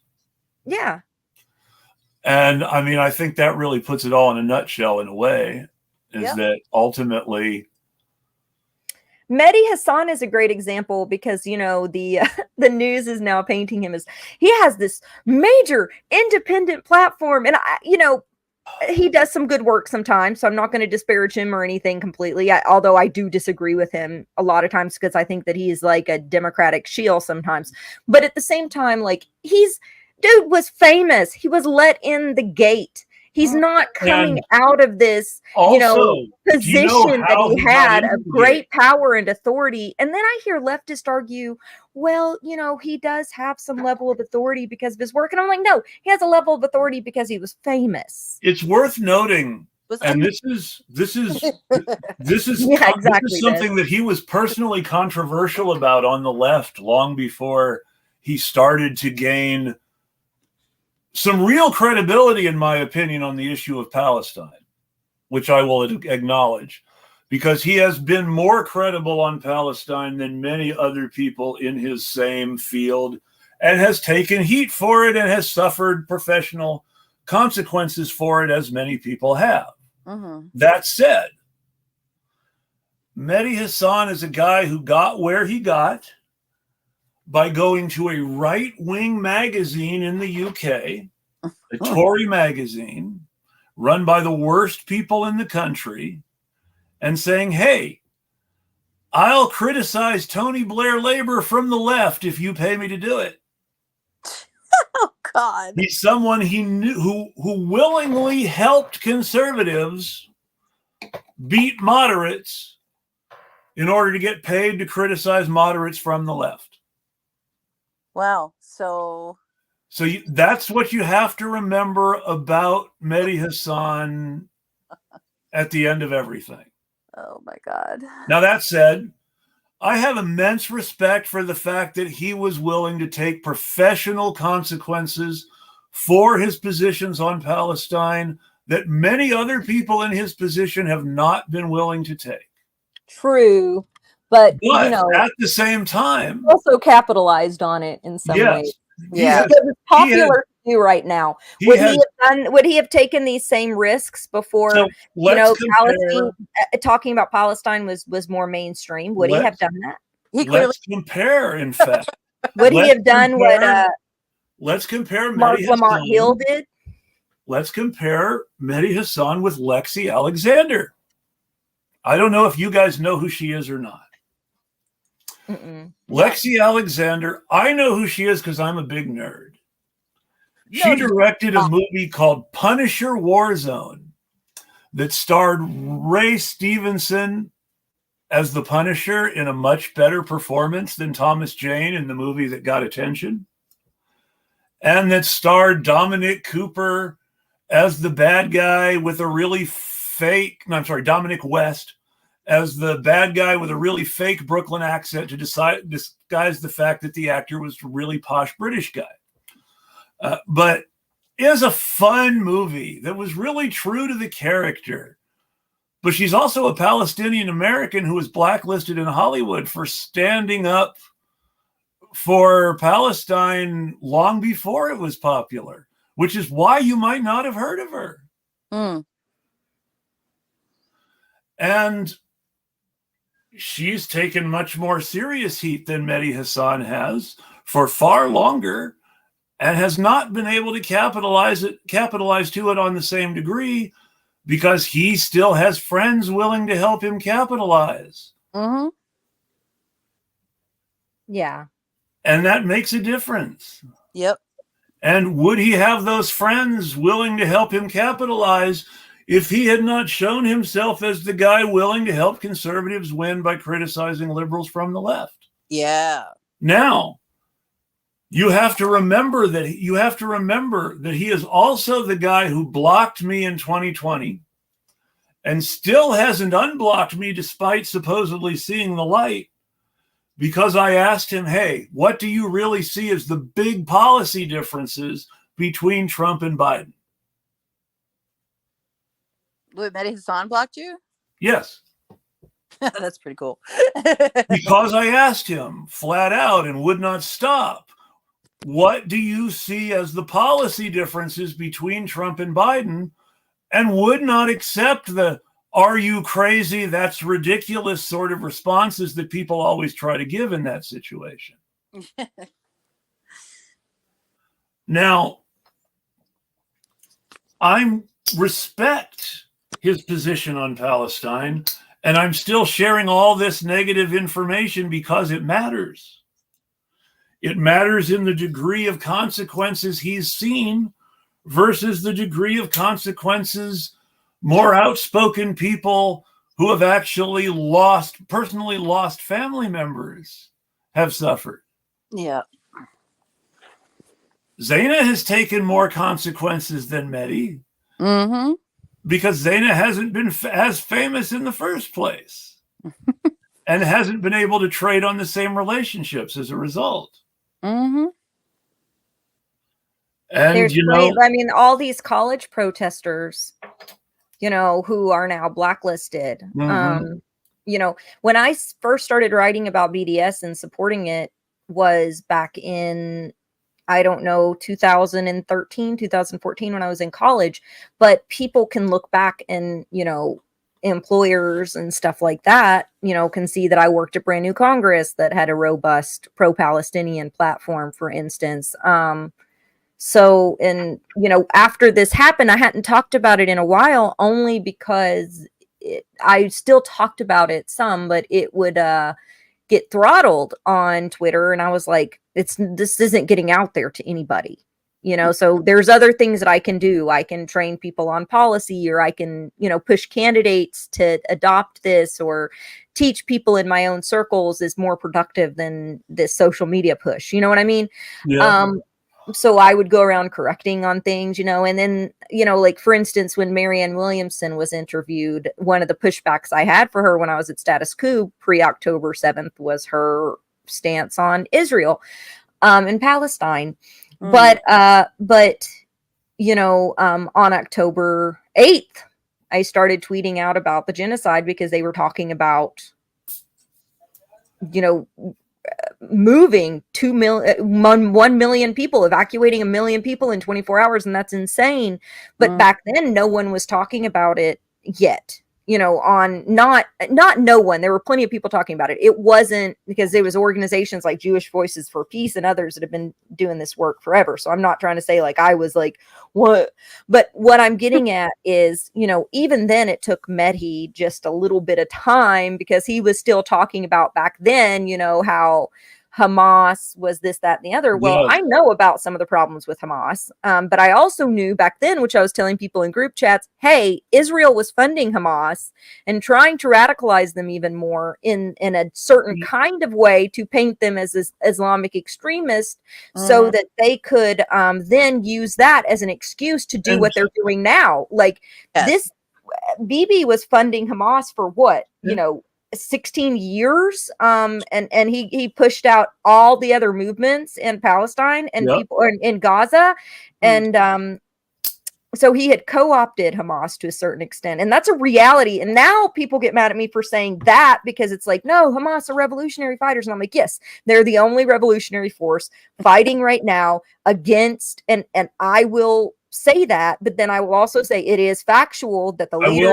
of Hamas moved to Qatar and were extremely wealthy because they took money from the Israeli government. Both can be true at the same time, because the fighters aren't necessarily the same as the leadership. I do not see them as the same. Hey, look at some of our, if you want, what did we say about how Uncommitted started out as a grassroots movement, but there became a national element that had specific intent to co-opt it? Yes. I mean, you can say the same. I mean, Hamas, if you look at the context for why Hamas exists because Fatah, the organization that had led the PLO and been considered the leader of the first struggles against Israel, had completely discredited itself through a series of peace deals that didn't really net very much peace or change the status quo in any way that would have given Fatah credibility.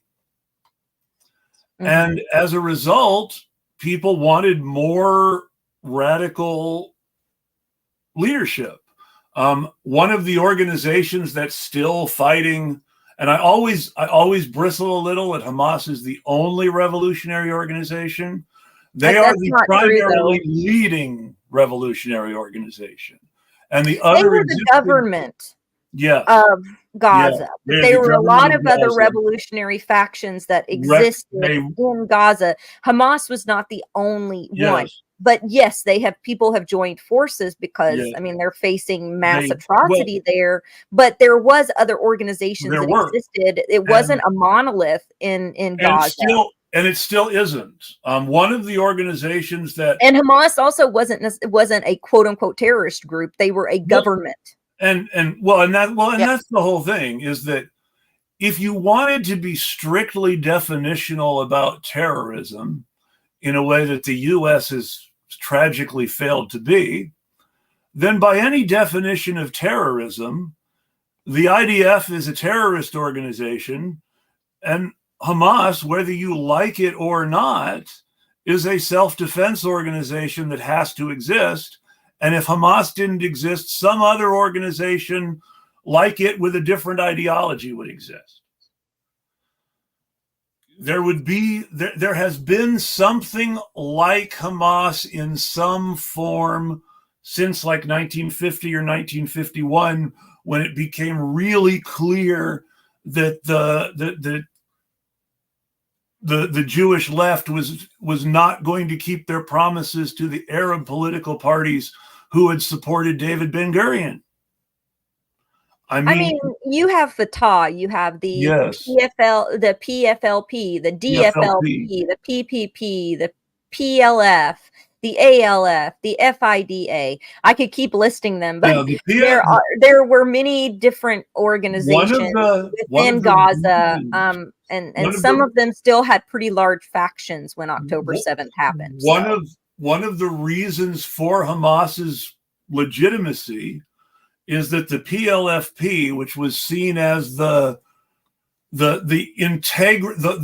communist group with integrity that really had everybody's best interests in mind, and that everybody else sort of respected whether they agreed with their ideology or not, basically defected from Fatah to Hamas in the 1990s because they said, no, this peace process isn't actually getting us peace.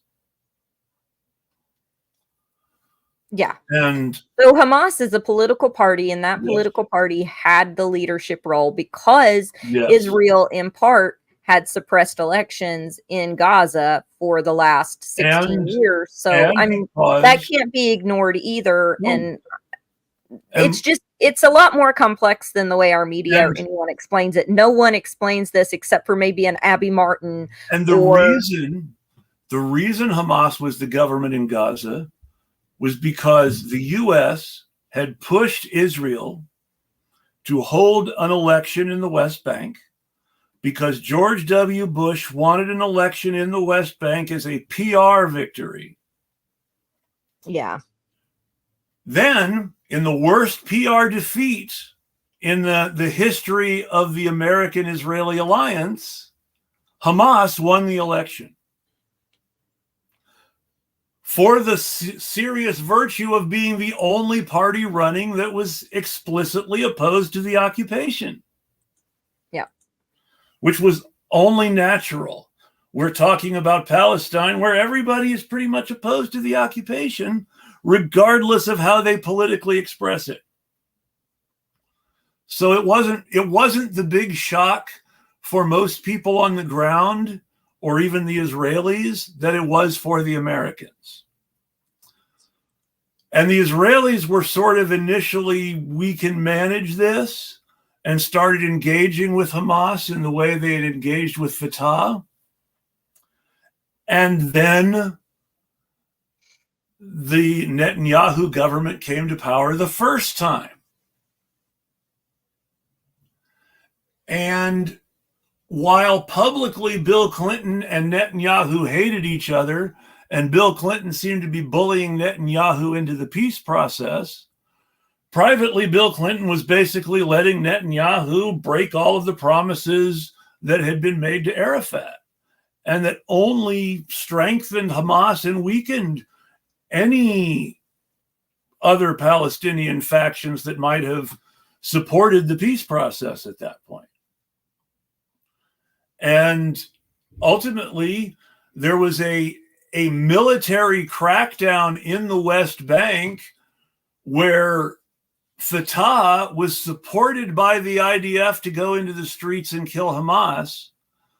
But Hamas successfully went into the streets and threw Fatah out of Gaza. And that is the context into which Hamas became the government of Gaza as opposed to the elected government of Palestine.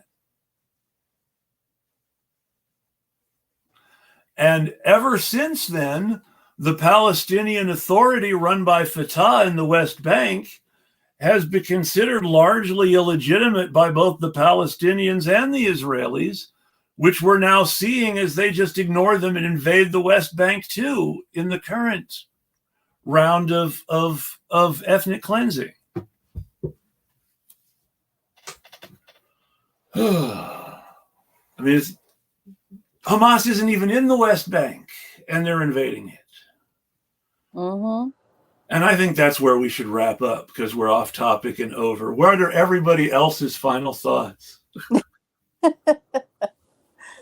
I personally wrapped up my final thoughts a while ago. I think so. That's fair. But thank you, sir, for having me. For sure. I just want to quickly shout out that you can go check out my website it's millennsplain.com or millennialsplaining.com because it's brand new and spanking new. So go look at it and give me money.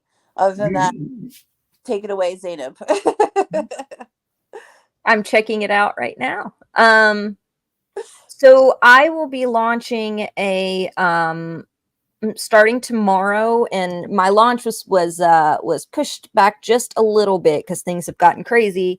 But I have an interview coming up with Chuck Modi. I'll be going on to speak with Ron Placone, I think on Tuesday. I'm not sure exactly when his show will come out, but I'm very excited about chatting with Ron because I love him. But I will be launching Bullhorn Bulletin, and you can find that at bullhornbulletin.com. You can go to my Substack, sign up. If you sign up for my Substack, you'll get my first 3 articles. One is about how the Democratic Party abandoned the 50-state strategy and why we have red states. This is a story that is not told very often. I actually just recently saw an article in Slate about it. I was like, wow, somebody's actually covering this. But the fact is, this to everyone. I just want to say I recommend this to everyone. This article is why she was invited on today, even though we got off topic. So please read it. Well, 65% of seats are uncontested across the country, so definitely check that out.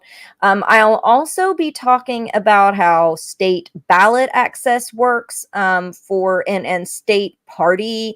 There's 3 different things that happen. In order for a third party to run, you have to have state accreditation as a party. So you have to be registered as a state party. Second, you have to be able to maintain that access, which is different rules. And every single state has wildly different rules in order to be able to do that. Thirdly, you have to gain ballot access as whatever candidate running. Now, there's a lot of conversation about why third parties run candidates. I'm hearing it about both the Green Party and the Libertarian Party. But the fact is, in order for these parties to be able to maintain ballot access, they have to run a candidate as POTUS or some statewide governor and stuff like that. But depending on where the state falls, you may have to run POTUS literally, even if there's other ways that you can do it, because if there's not another gubernatorialship run for another 4 years or another 3 years or whatever it is, the only way you keep party status that year is by running a POTUS. So I'll be talking about that. So it's not a wasted vote. It's not a thrown away vote. It's a vote in order to help seed those down ballot races that I was just telling you about that the Dem Party has already abandoned. They're not running in the red states. So when they're saying vote Dem to save the democracy, and then they've defunded 17 states across the country, it's bullshit. The last article that I will be coming out with just in the launch specifically is about the abandonment of movements that are co-opted by the Democratic Party specifically. Now, we see this in the right wing too, because the Tea Party was co-opted by, neoliberal conservatives and by the fringe conservative movement. But I'm specifically talking about how it was co-opted, how movements are being and have been co-opted traditionally by the Democratic Party, and how they just sheep herd people right back into the party as being the solution and will quell movements. That whole, well, after the election, then we can protest. Oh, wait, the election. Wait, let's give them the first 100 days. Oh, wait, let's give them the first month. Let's give them the first 6 months. Let's give them the first year. Okay, after the first year, oh man, midterms are coming up. We can't shake, we can't stir the pot during midterms. Midterms are over. Another presidential election is only 2 years away. Why are you protesting? Contrary to popular myth, Martin Luther King Jr. never once endorsed or campaigned for either JFK or LBJ. No. And so, the article is about why pushing them left after they're elected is a myth. But then also, I'm talking a little bit about, the pink pussy hatting women's march. I'm talking about how a lot of these movements have been co-opted. Everything from abolish ICE to, the Sunrise Movement, kind of co-opting the whole huge groundswell of youth organizing around climate change. And then we had the gun legislation to help combat school shootings, and that was also co-opted by the Democratic Party. And a lot of leaders from that movement now work within the Democratic Party and are working, some of the leaders of that movement were the ones that held the white guys for Kamala.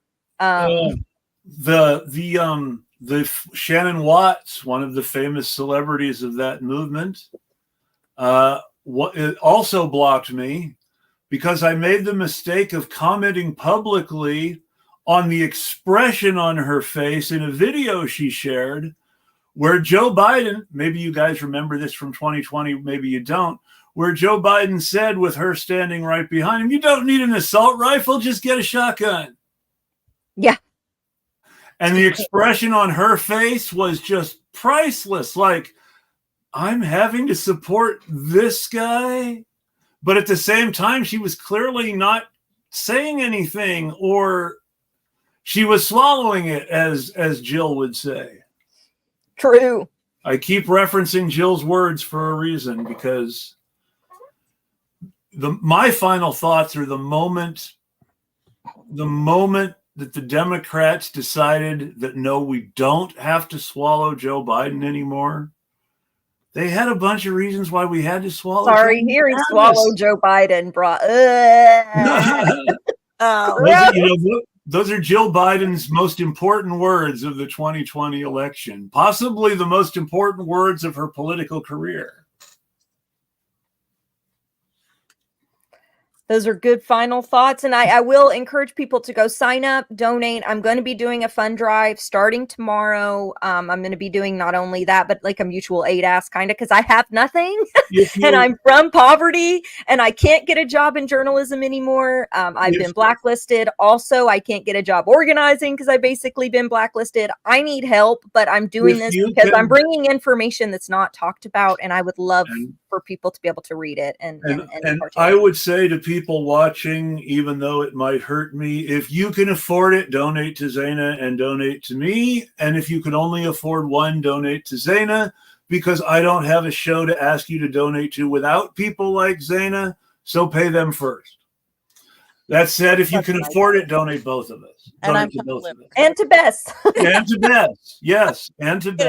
I'm just kidding. And to Yuri Smuter, who's not on the show today, but who runs a great show out of Belgium.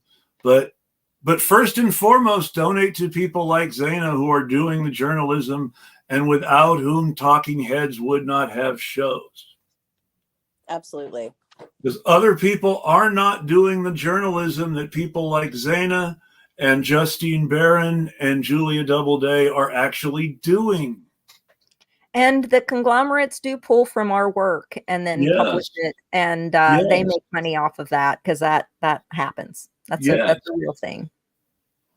No, I saw somebody quoting Julia's work extensively in a academic article that was paywalled that certainly wasn't paying Julia anything. Yeah, that's what happens. And so that's my real final thought is pay me if you can, and pay Zeynab and pay Julia and pay Justine. But if you have to decide and you can only afford to pay one person, pay Zeynab, pay Justine, pay Julia.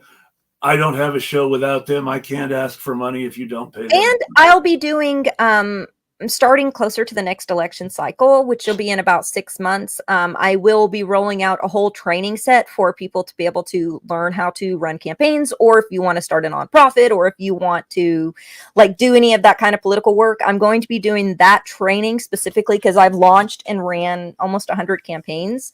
So I will be push and helped a bunch of nonprofits and all these other things. I will be doing and you'll be able to get that for free as a if you subscribe at $5 a month. At $5 a month, you'll also get access to my book that'll be coming out in the spring, and it is called Bernie Boom and Bust. I took it off and rewrote it because so much new stuff happened with this election cycle that I just wanted to include this latest round of insanity in the book because I thought it was really important because we had really shifted to a completely different place, and I felt like we turned a page away from the Bernie movement into a different area really in the last year, and so I wanted to put all of that in the book. Lastly, go ahead. No, I was just going to say it's a topic for a whole different show that I need to have you on, but I need to have you on for that one too, because the Bernie movement just did a pivot to the hard right and embraced Kamala Harris and the politics of, just enough. Yeah, and that's why I decided to rewrite the book. I was like, where we were at before and where AOC is now, it's become such an extreme iteration. It would have been a shame not to capture that, and to really explain how that all came about. Because I was there for it, kind of watched it firsthand from the inside. But then also I'll be doing AMAs and stuff like that for the $3 subscription. So people can come on and ask me about things like, what does it take to do ballot access? Or can you help me with this project? Or just to come shoot the shit or talk about politics. So yeah, that's what I got going on. My channel launch is coming out. I'll have several videos on there, and I'll have 2 to 3 videos a week. So yeah, come join. And come help financial if you can at all. I hate asking for help, but I need it, and I see this as a form of mutual aid, or maybe like, I don't know, us helping each other out to be able to do the work, because Yes. otherwise, I mean, I would probably still do it for free, but it's a whole hell of a lot harder. So. I do this effectively for free. What I make from the show still pays for my streaming software, so the show is 100% supported by subscribers, genuinely independent. That's but awesome. I will say that, I'm not making any money left over from that. I feel guilty about asking for money. I do too. I totally understand. I don't. I have had three. I love you, Bess. Well, I'll tell you. Well, I mean, I don't feel the way I feel less guilty when I say, everybody has the right to say no, and I'm always gonna understand why people don't donate if they can't afford it. And I'm never going to berate people for not paying me the way some people seem to berate people for not paying them in their feeds, because that doesn't seem productive to me. No. But at the same time, the fact that I do this for free doesn't mean that I want to always do it for free. And I think that people like me and people like Zeynab and other people who are working for public good and who see ourselves as motivated by public good still do deserve to get paid for our work by people who support that work and want to be part of it. I don't think that's unreasonable. At the same time, more of my patrons have become homeless than gotten rich. And, when someone becomes homeless, they have to put themselves first. That's right. But let me just say, having known some of your amazing insight and advice on electoral politics, on the process of being in a third party, and having worked with you, the information that you're going to be giving for such a small price of $5 and $3 are unbelievable. You're not going to get better training anywhere else, even for more money than that. So I highly recommend you go check out Zeynab launches. If you liked any of the what I thought really good quality of very informative and important tweets about policy from brand new Congress in 2020, then you should pay Zeynab for that on top of all the new work she's doing now. Actually, as an audience, you owe Zeynab like several years of backlog. Gosh, guys. You are silly. Pretty much. No, but seriously, independent journalists need your support. And people like me, though, we need your support too. Again, without the independent journalists, I wouldn't have content because I'm not a journalist myself. These people are doing legwork that they deserve to be paid for and that I can't do my show without. I would like to be able to go subscribe specifically to Julia and Justine and Zeynab, but I can't afford to. If someone wants to subscribe to them, they should. If someone can afford to subscribe to them and subscribe to me so I can subscribe to them too, I would appreciate it. And if you can't subscribe, just like they always say, but there's truth to it, if you watch and you like and you share, that does make a difference. If nothing else, just to get the word out there about things like why a third party candidate has to run in POTUS races and why it's not a throwaway vote. I mean, that's a major messaging point for where there's confusion that the mainstream media just doesn't inform us on these things. And I think it's important to be civically informed. It's important to know that 65% of seats are just handed to the GOP because those regions are too poor for the Democratic Party to invest in, and they don't give a crap about us. I think that's important to know. And sharing this content is important because honestly, we're not going viral the way that the folks who it turns out were being paid $100,000 a month to be right wing were going viral. Anyone wear a beanie? A beanie, anyone? Start beatboxing. I'm gonna make up a quote about coconut trees. We're gonna be fine.